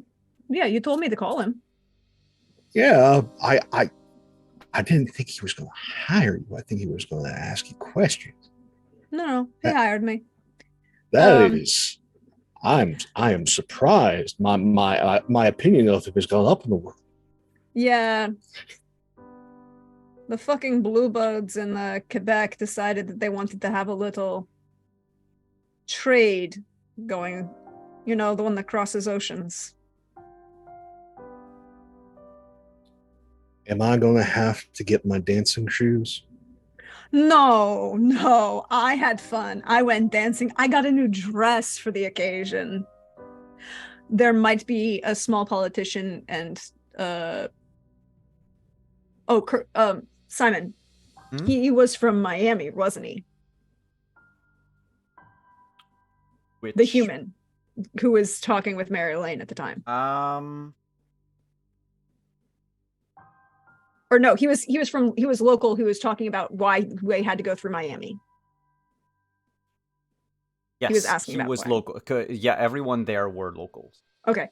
So there was a local businessman who will probably end up very, very at a very fancy, and she'll name the hotel, but because Deirdre, I'm currently blanking. The Chateau Frontenac. The Chateau Frontenac, with a silver pin through his throat. They won't find the body of the other one. She took a little ride. She decided that they need to do some business that went through Miami that traveled north. I have a rule about minors, Artie. So do I. I dealt with the problem, but you might want to keep an eye out. No. You dealt with the symptom. I'm going to find the problem. Well, it isn't in our city. Well, currently. I don't care if it's something that is already happening on this side of the border and it is that close. That means that there's probably somebody here. I don't care if they're mortal, gangster, kindred. I'm going to put that down. Someone just made my naughty list. I will say, however, that she was trying to get them to go through Miami. He wanted to know why they couldn't just come through with the rest of his imports from Eastern Europe through Montreal. Everything goes through Miami, Chicago, or Atlanta. Well, of course it does. But I was very intrigued that she wanted to go all the way through Miami and not through Atlanta or Chicago, which is a lot closer to Quebec than Miami. If she's going through Miami, that means that I can think of probably 7 names that might be doing this. They're young. We're going to give a contract to a blue blood? They're desperate for money, and as long as they're getting paid, they'll look the other way. I don't want to call down there. Hopefully we can just nip it on this end. If I have to call down there, it means I'm going to have to show up down there. No, you should not call. Don't call down there. Don't bother. No, that's not what I'm saying. I'm saying that I dealt with the immediate issue. It hadn't been set up yet. Yeah, but no, I need to. I'm going to have to actually spread my wings. I hate this. Why do you think? Look, Artie, you don't have to spread your wings. If you get too upset, you're going. This is bad for your heart condition. I haven't dealt with the ministry in years. Which is weird because I smelled them a couple weeks ago. Very odd. Yeah, no, I have to spread my wings. We're going to nip this in the bud. You can't. I'm not becoming a private enforcer. I would never do that to you. Exclusivity has never been part of our conversations. Of course. However, yeah, so she disappeared. He's dead. Oh, you have a couple little peons who survived the Night of Fallen Ashes. I may have... Do you know how entertaining it is to make a fussy little gangrel wet themselves? Yeah, it's sweet, but it's more like a M&M. It doesn't satisfy, but it's fun. It is. And it's particularly fun when you find out there's a whole little pack of them little younglings running around Quebec, and a new associate is going to deal with them for us. We don't have to deal with them. Although I have a new trade partner we need to talk to. He runs a bar. It'll be great. Bar? In Quebec? Well, if you like them, I can set them up with a few contacts. But no, this is a mess that I need to actually get my hands on. Because if it's in Quebec, that means that Montreal and Toronto are next. And I'm going to stop them before they get here. Oh, that's right. And I need to go have a conversation. So what's the over... Rajul.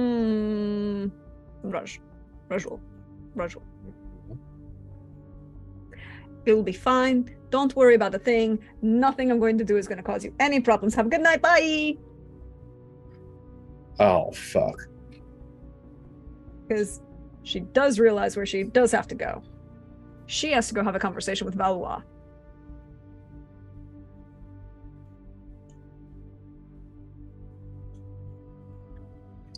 And so she'll just like push the button, because you know how the thing in like motorhomes where the loft bed is actually gets lowered so that you can sleep in it at night, and then raised so that you can drive during the day.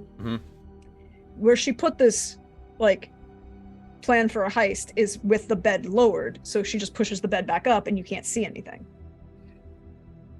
because you can't. And so she's like, I'm going to go have a conversation with Valois. And she'll text, as she leaves, she'll text Lucky as like, hope your night's going well. I get to go have fun. Bye. And then she's just going to get in the Corvette and go find Valois. She needs to go have a conversation with him. And Lucky thinks, is this trouble? Meh. And then just sort of nods like, she'll have a good time.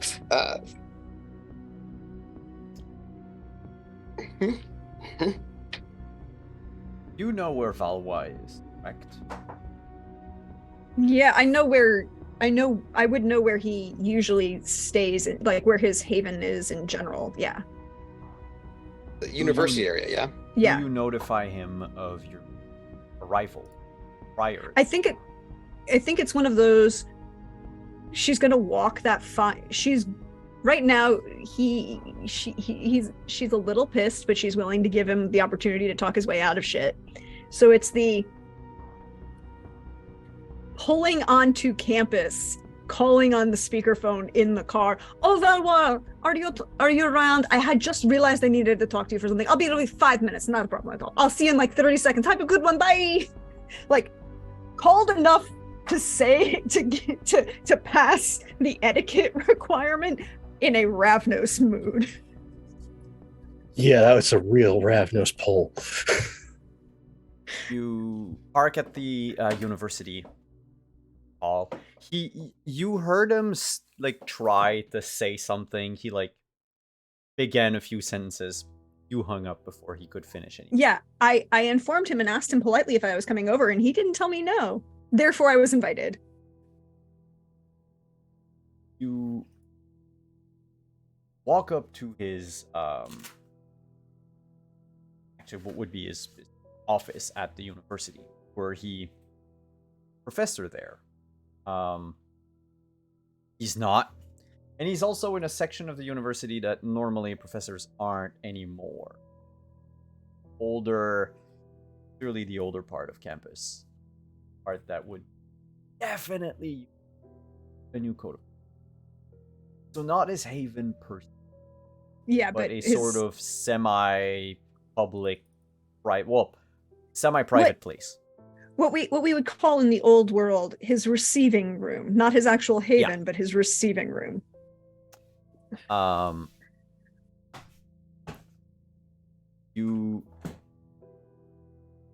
door is closed. You can see there's absolutely no placard next to the door or anything.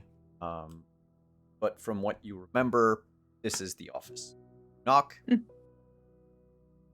The moment. No, Simon. This is full New York knock and open. Oh, the door is locked. If you try to open it. Is it though? I don't think it's gonna stay that way. You want to try it? To pick the lock? Oh, wait. She knows who he is, right? She does know who he is.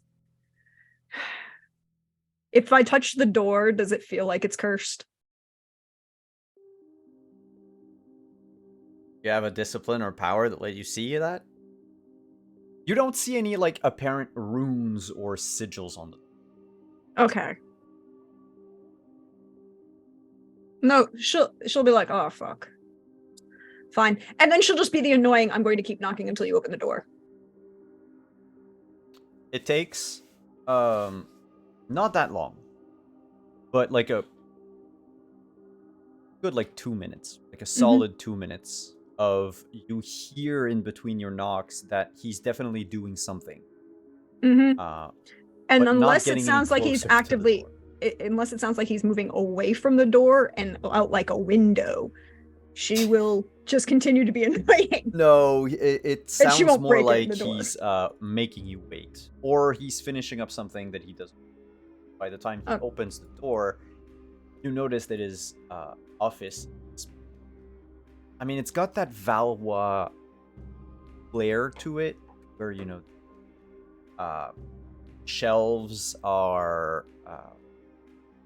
older, handmade carpentry. The desk is, of course, that mahogany desk with the nice carvings. Not something that is out of place for part of a university, but still definitely something that you would not see anyone have.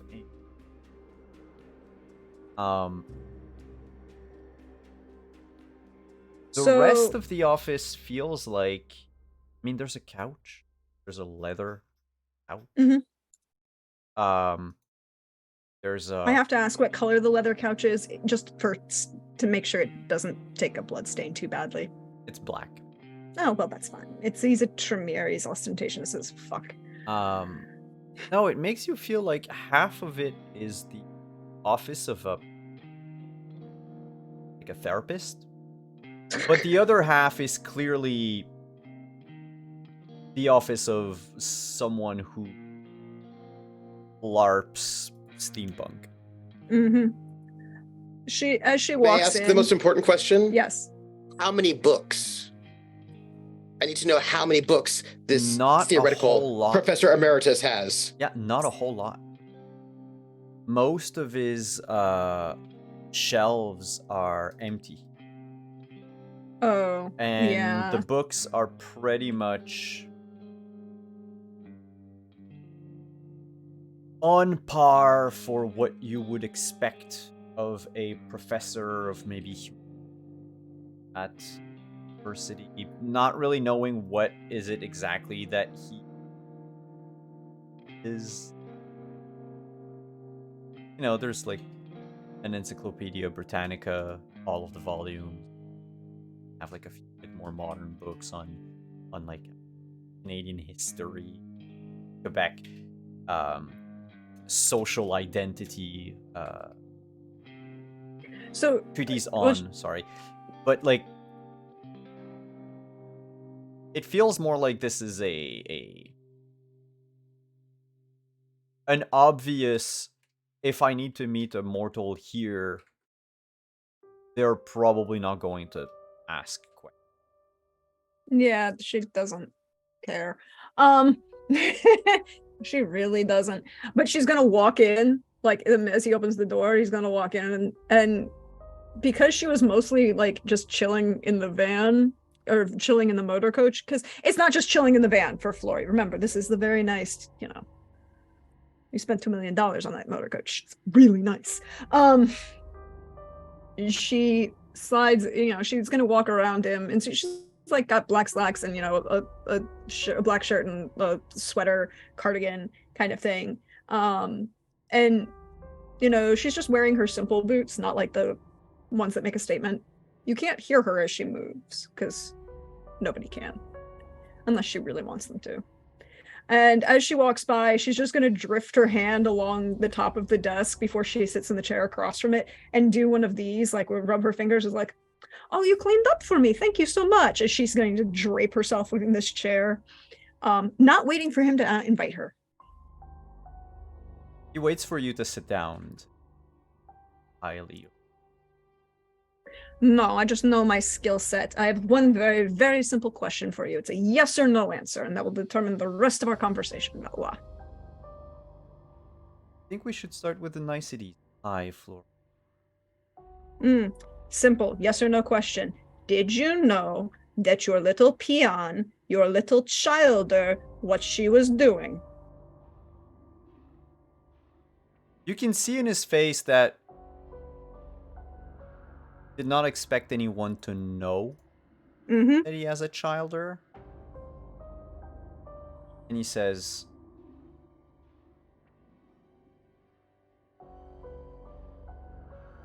I will answer no. But good. That means that the rest of this conversation will be pleasant and it won't involve you having holes. I do not think that have all the information. I do not have a childer. Say. Not anymore, you don't. We're referring Maria Lane. And I are not. Oh, no. She is a fucking blue blood. I know that, but your little project. Also, your actual child, or the one who gave her the authority to set herself up over in Quebec. I'll have a proper conversation with her later. I just needed to know if you knew anything about Mary Lane. Sire. No, that's right. Sorry, got the two backwards. Will not be.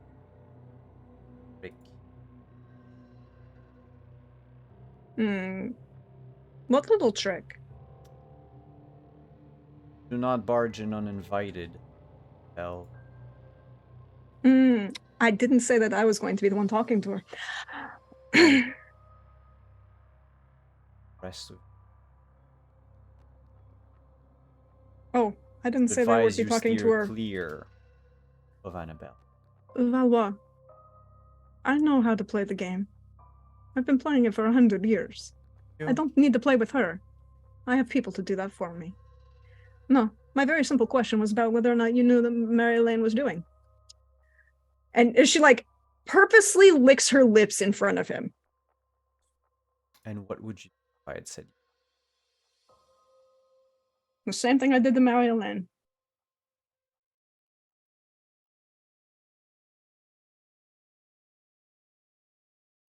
For abilities, fine, do not work on just about every. I too round the block, Ravno. I've met your kind and I've hung out with enough of you. Hung out. I don't think that's the term you really want. They were there, I was there. I didn't like being. Yet no, you definitely did not hang out with us. You would have had fun. Maybe. I can't tell. Did you ever have fun, even when you were alive? Like, you look like that stick is surgically implanted up your ass. I have my own. Oh, yes, involves blood splattered on walls and artful arrangements because magic will save us all from the evils of the world. You have a very great mini assumption about me.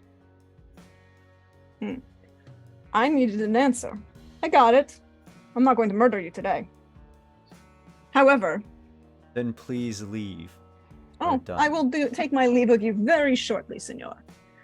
I have one other very, very simple question.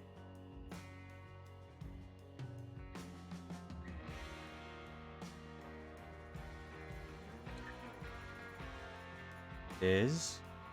If I happen to end up being hired to put a stake through your heart, do you want it to be ebony or mahogany to match the rest of this decor? I figure that's an important question.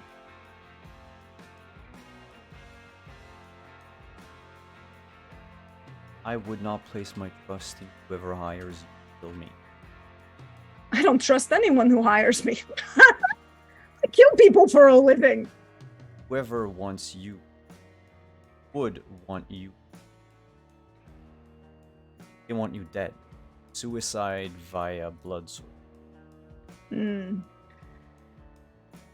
to know that you've already got a list of people who want me to kill you. Have a nice night, though, Don't worry about Mary Elaine. She's not showing up anytime soon. Or ever, really. Oh. And none of her shit is ending up back in your little pocket. Bonsoir. And she'll saunter out the door, and as she does so, she's going to walk slow, just enough past where his door is, that when, like where there's an intersection, and she's going to drop her fingernail in one of the door frames and just carve one of the Roma marks for a liar, but the term is specifically about a liar who doesn't keep his debts, right? Like an easy mark that is now, he is not protected. You want to go have it at him, enjoy, but be aware he doesn't answer his debts. Just, not putting a hit on him, just going to possibly annoy him for the rest of eternity as she walks out the door. But she knows enough not to do it on his door frame, just a little bit further down the hall. And then she's going to walk back out and get in the car and call Artie and say, you don't have to clean up. He's still not breathing. Before you leave, before you walk out the door, well, actually, close the door behind you. I don't think she would, but yeah. Or, yeah, sure, you just walk away. Could you roll wits and subterfuge? Wits and subterfuge. I can do that. Subterfuge and wits. Okay. Is this a difficulty? Is this a particular discipline? Nope. Okay. Well, not that you're using anyway.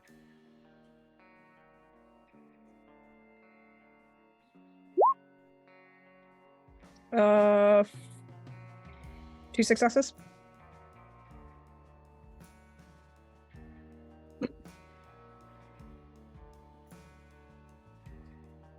Because if it was a certain thing, I think she has a defense against it, but... What is it? Because I think she can use sense beast as a defense, right? That's from animalism. Yeah. Sense the beast would sense just the... His aggressiveness. Yeah, but he is not aggressive. Okay. Because we rolled equal, I'm just going to ask you this question, which you have to answer by the truth. Okay.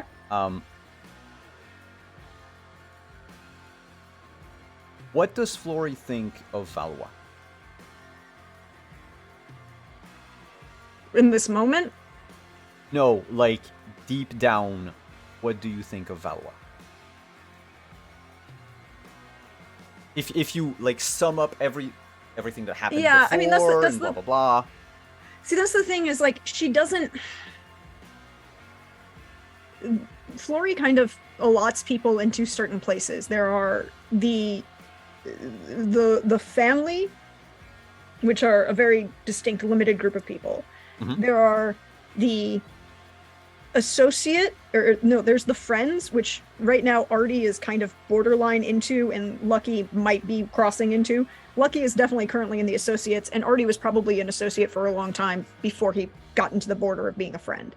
And then there are, they exist, I don't really give a fuck. And then there are, I will do that murder for free.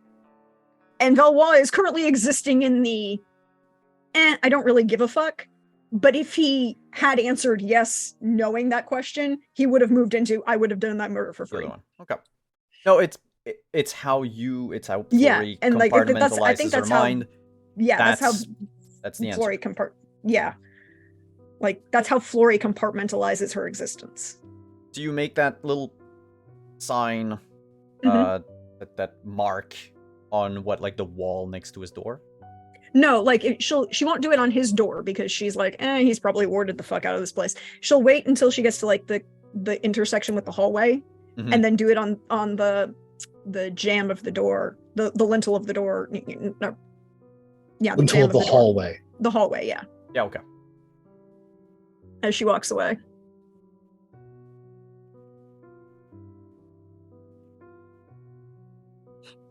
Valois, you're not on the shit list. If you had answered a different question, we'd be having a different conversation.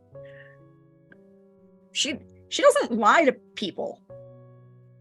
Like, she told him straight up that was what she was going to do.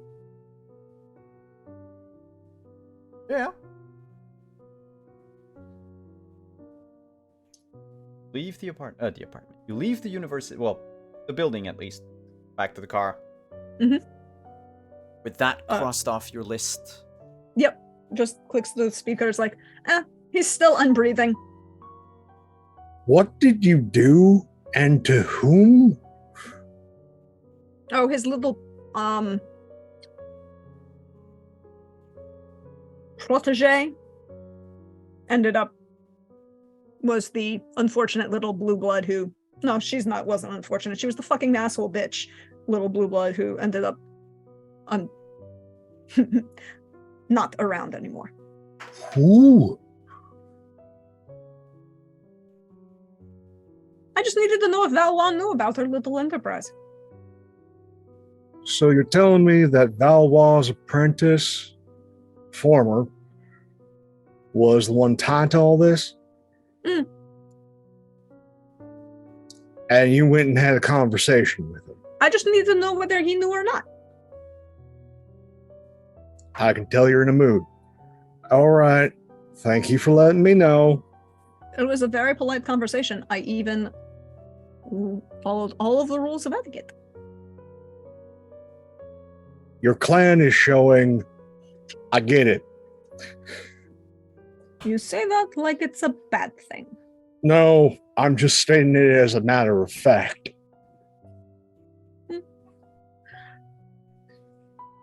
All right. Have a good night. And she'll hang up. Good night, Flory. Oh, fuck. And I think we're gonna keep Flory and the Stalker for now. Because I also happen to probably need that out a few.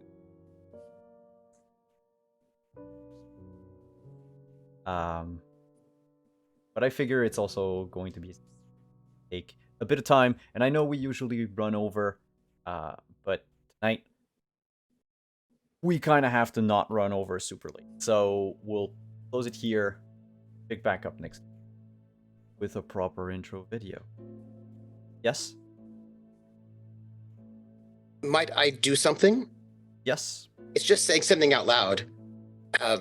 So we have in this game relationships, little relationship lines. And each PC must have a positive line and a negative line to another PC. Right? Yep. I need to flip my lines.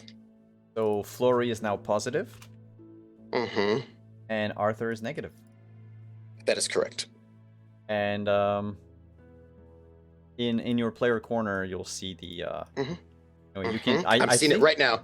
Yeah, I think you have the rights to edit the page anyway, because you're gonna need to add a sentence there. Yes. Should I say them now or not? Oh, you can say them now if you want. The positive for Flory is that she understands freedom. And the negative for Artie is he is becoming the king.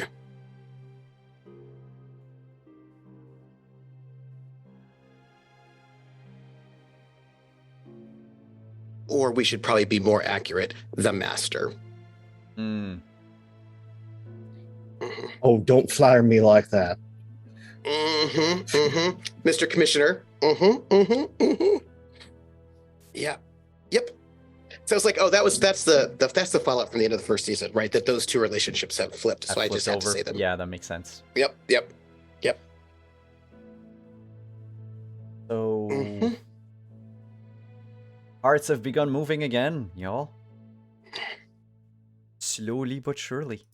Let's go around the table. Tell us anything that you loved, and who you are, where we can find you until we come back to. Let's start with person above me on the overlay, Lucky. Then we'll do Flory and Arthur in that order. I think we even did we skip intros? I feel like we skipped introductions. I think this entire early stream was a kerfuffle. Yep. I'm Trooper SJP, and I'm happy to be here. I was playing Lucky, our Bruja. And it was so great. I'm going to start with my love. I'm going to give the following bits of love. Love 1. To the tone of voice that Artie has when Artie asks innocent questions like, did you ask him about that? Just these little things, these little questions, and people are like, yeah, and he's like, uh-huh, and you're like inside Papa Artie's freaking out. I know it. Or just like there's calculations happening. You can just hear the deep subtext with our Artie that I just want to give all that love to. Every time it just asks one question, very simple, and you know the weight of that. And then the second, my other love goes to, well, I mean, I would actually give them to the, may I curse? Is that all right? Okay. I would give them to Flory's fucks, but she doesn't have any to give. So so I'm going to give them to her lack of, because that is always so delicious every single time. There's just something like her little text. She's like, "Oh, everyone, good night. I'm gonna go just have some fun." And you're like, if it were Artie, he'd probably go like, "Oh," but Lucky's like, she believes in freedom. Good for her. You know what I mean? She's probably going to do something. It might be a murder. Who knows? She's got her stuff together. And I want to go and give Simon some snowplows because that's awesome. And you can find me. What is today? Today is Monday. Monday. What happened? You can find me on Wednesday at 8:30 p.m. over at High Shelf Collective for Cyberpunk Red Ascension, GM'd by Simon. And then you can find me on. That was Wednesday. You can find me on Friday over at my channel, 7 p.m. Trooper SJP for The Gamblers, which is a Traveler Pirates of Drynix campaign. Saturday at 2 p.m. Eastern over at Balrog 1911 for a Tales from the Brinkwood. And then on Sunday at 8 p.m. Eastern, you can find me over at Praxagor the Smoforia's channel for Witcher Road's Home, episode 2 of the final season, where we're going to hang out and have tea. Episode 3. Episode 3. Yeah, episode 3. Did I say 2? Oh my god. Yes. I meant 3 in my mind. True. Yeah. Yes, episode 3, where we're gonna hang out and chill because we're just chilling in a castle. Everything's cool. Mm-hmm. That's me. Next, thank you for coming, Lucky. By the way, next. Hello, everybody. Hi, thank you for being here. I always have fun with this crew. I always have fun with this. I love Flory. I love her, everything about this. So thank you so much. I'm glad that people don't find her too much. Too much is not enough. This is fair. But we were thank you. I am your friendly neighborhood Prax, or at DeirdreDonlin on Twitter, or Praxagorth as Mayforia as you see me around here on Twitch. You'll probably find me some point this week streaming during the week, pop up with random video game streams. I actually have a game that I want to stream that I think will be fun with people because it has Twitch interaction and it'll be fun. It's called One Troll Army, and it's about a group of goblins who pray to their gods for help, and it wakes up a troll, and the troll's like, well, okay, I can help you defend yourself. So it's a tower defense with Twitch integration, so it'll be interesting to see what happens. And then on Saturday over on my channel for the continuation of season 2 of Agapia's A Song of Agapia's Fortune, episode 1 was a lot of fun.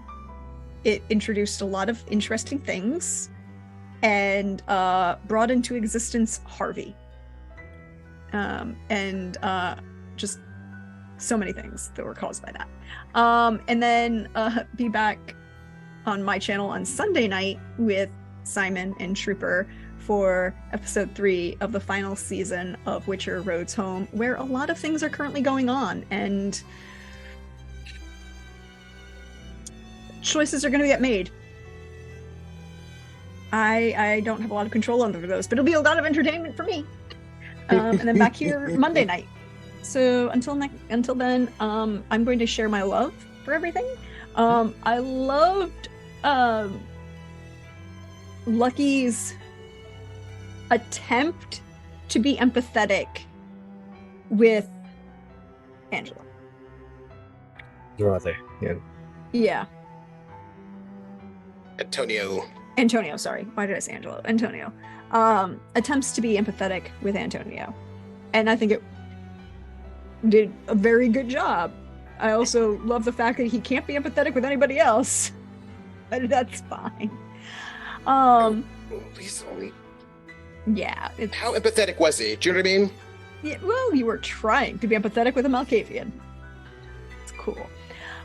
You tried. It shows a lot of things about who Lucky is and what was going on, and I really, really appreciated that. I do love every minute Flory and Artie get to have like adult conversation. It's like Flory,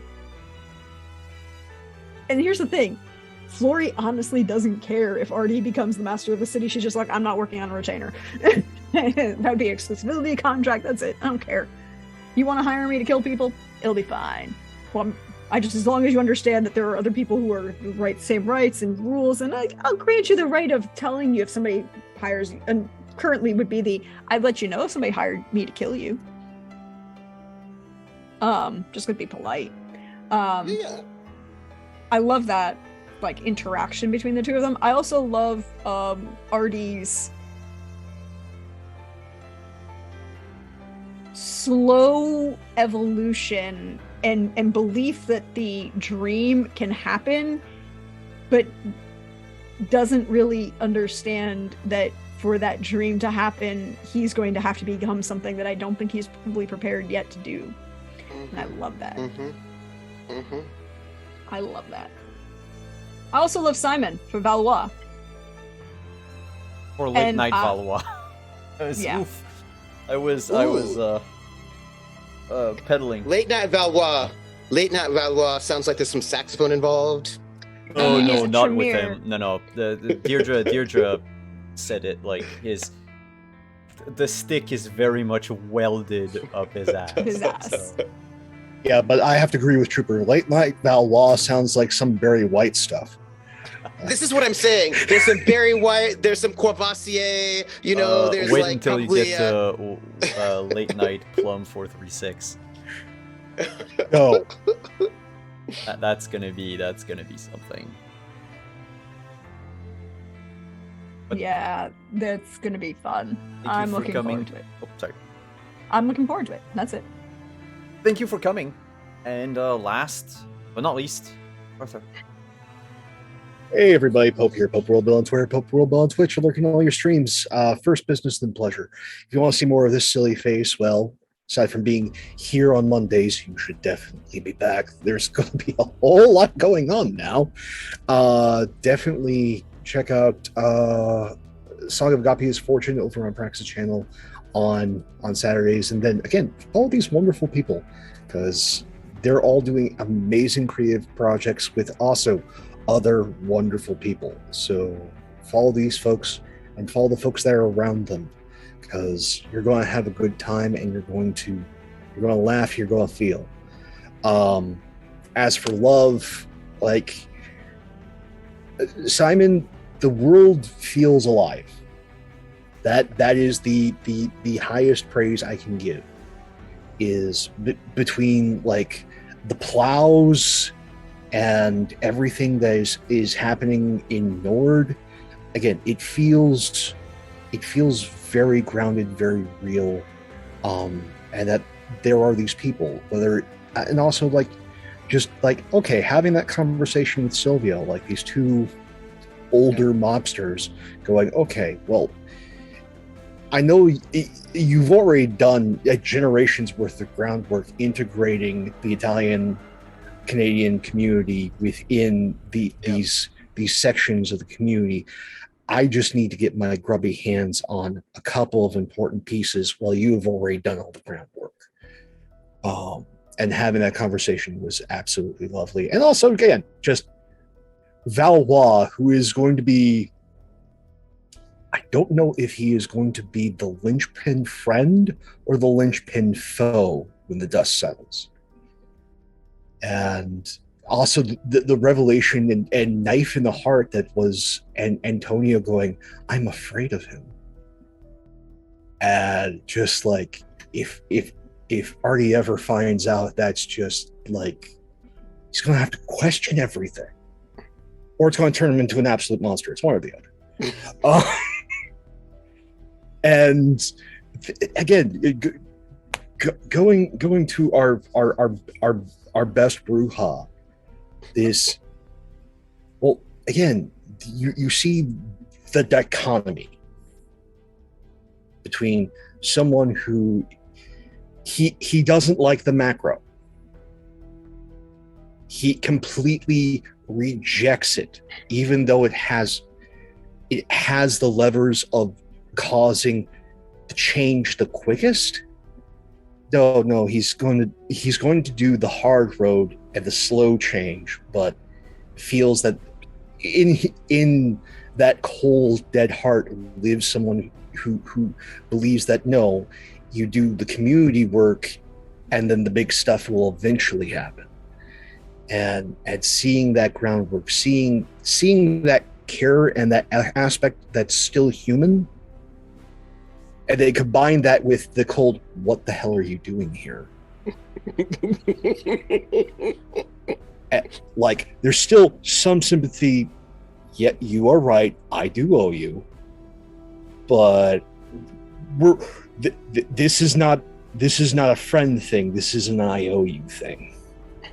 And before I let you in my house, I need to know, is it your beast that's fucking things up, or is it something else? We need to know for mitigation purposes, you know? Like, yeah, I you called in the favor. I'm going to honor it, but we're going to find some things out first. and then, again, like, the thing that I love about this is all these characters are unique, but they're so much their clan. Looking at Flory, like, yeah, no, the Ravnos have rules. And when you violate those rules, terrible things happen. Yep. And Yep. also, they almost feel too much. Like the line between a Ravnos and a Malkavian is small, but it is very well defined. And they both feel sometimes a little too much. How they cope with that is what makes those two clans vastly different. Mm-hmm. And we got to see that, because guess what? Flory's angry. And we're going to see how that play. And the thing is, I don't think she's done being angry. So we're going to see that play out over the course of this season. Because I should point something out. Yeah. That I don't remember saying aloud during the interlude, but I did mention to Simon at the end, where she would have sent Annabelle's information to Giordani, because she knows she can't play in that pond, but she knows people who can. And there's a very old saying among the Blue Bloods: you give the Ravnos what they want, so they go away.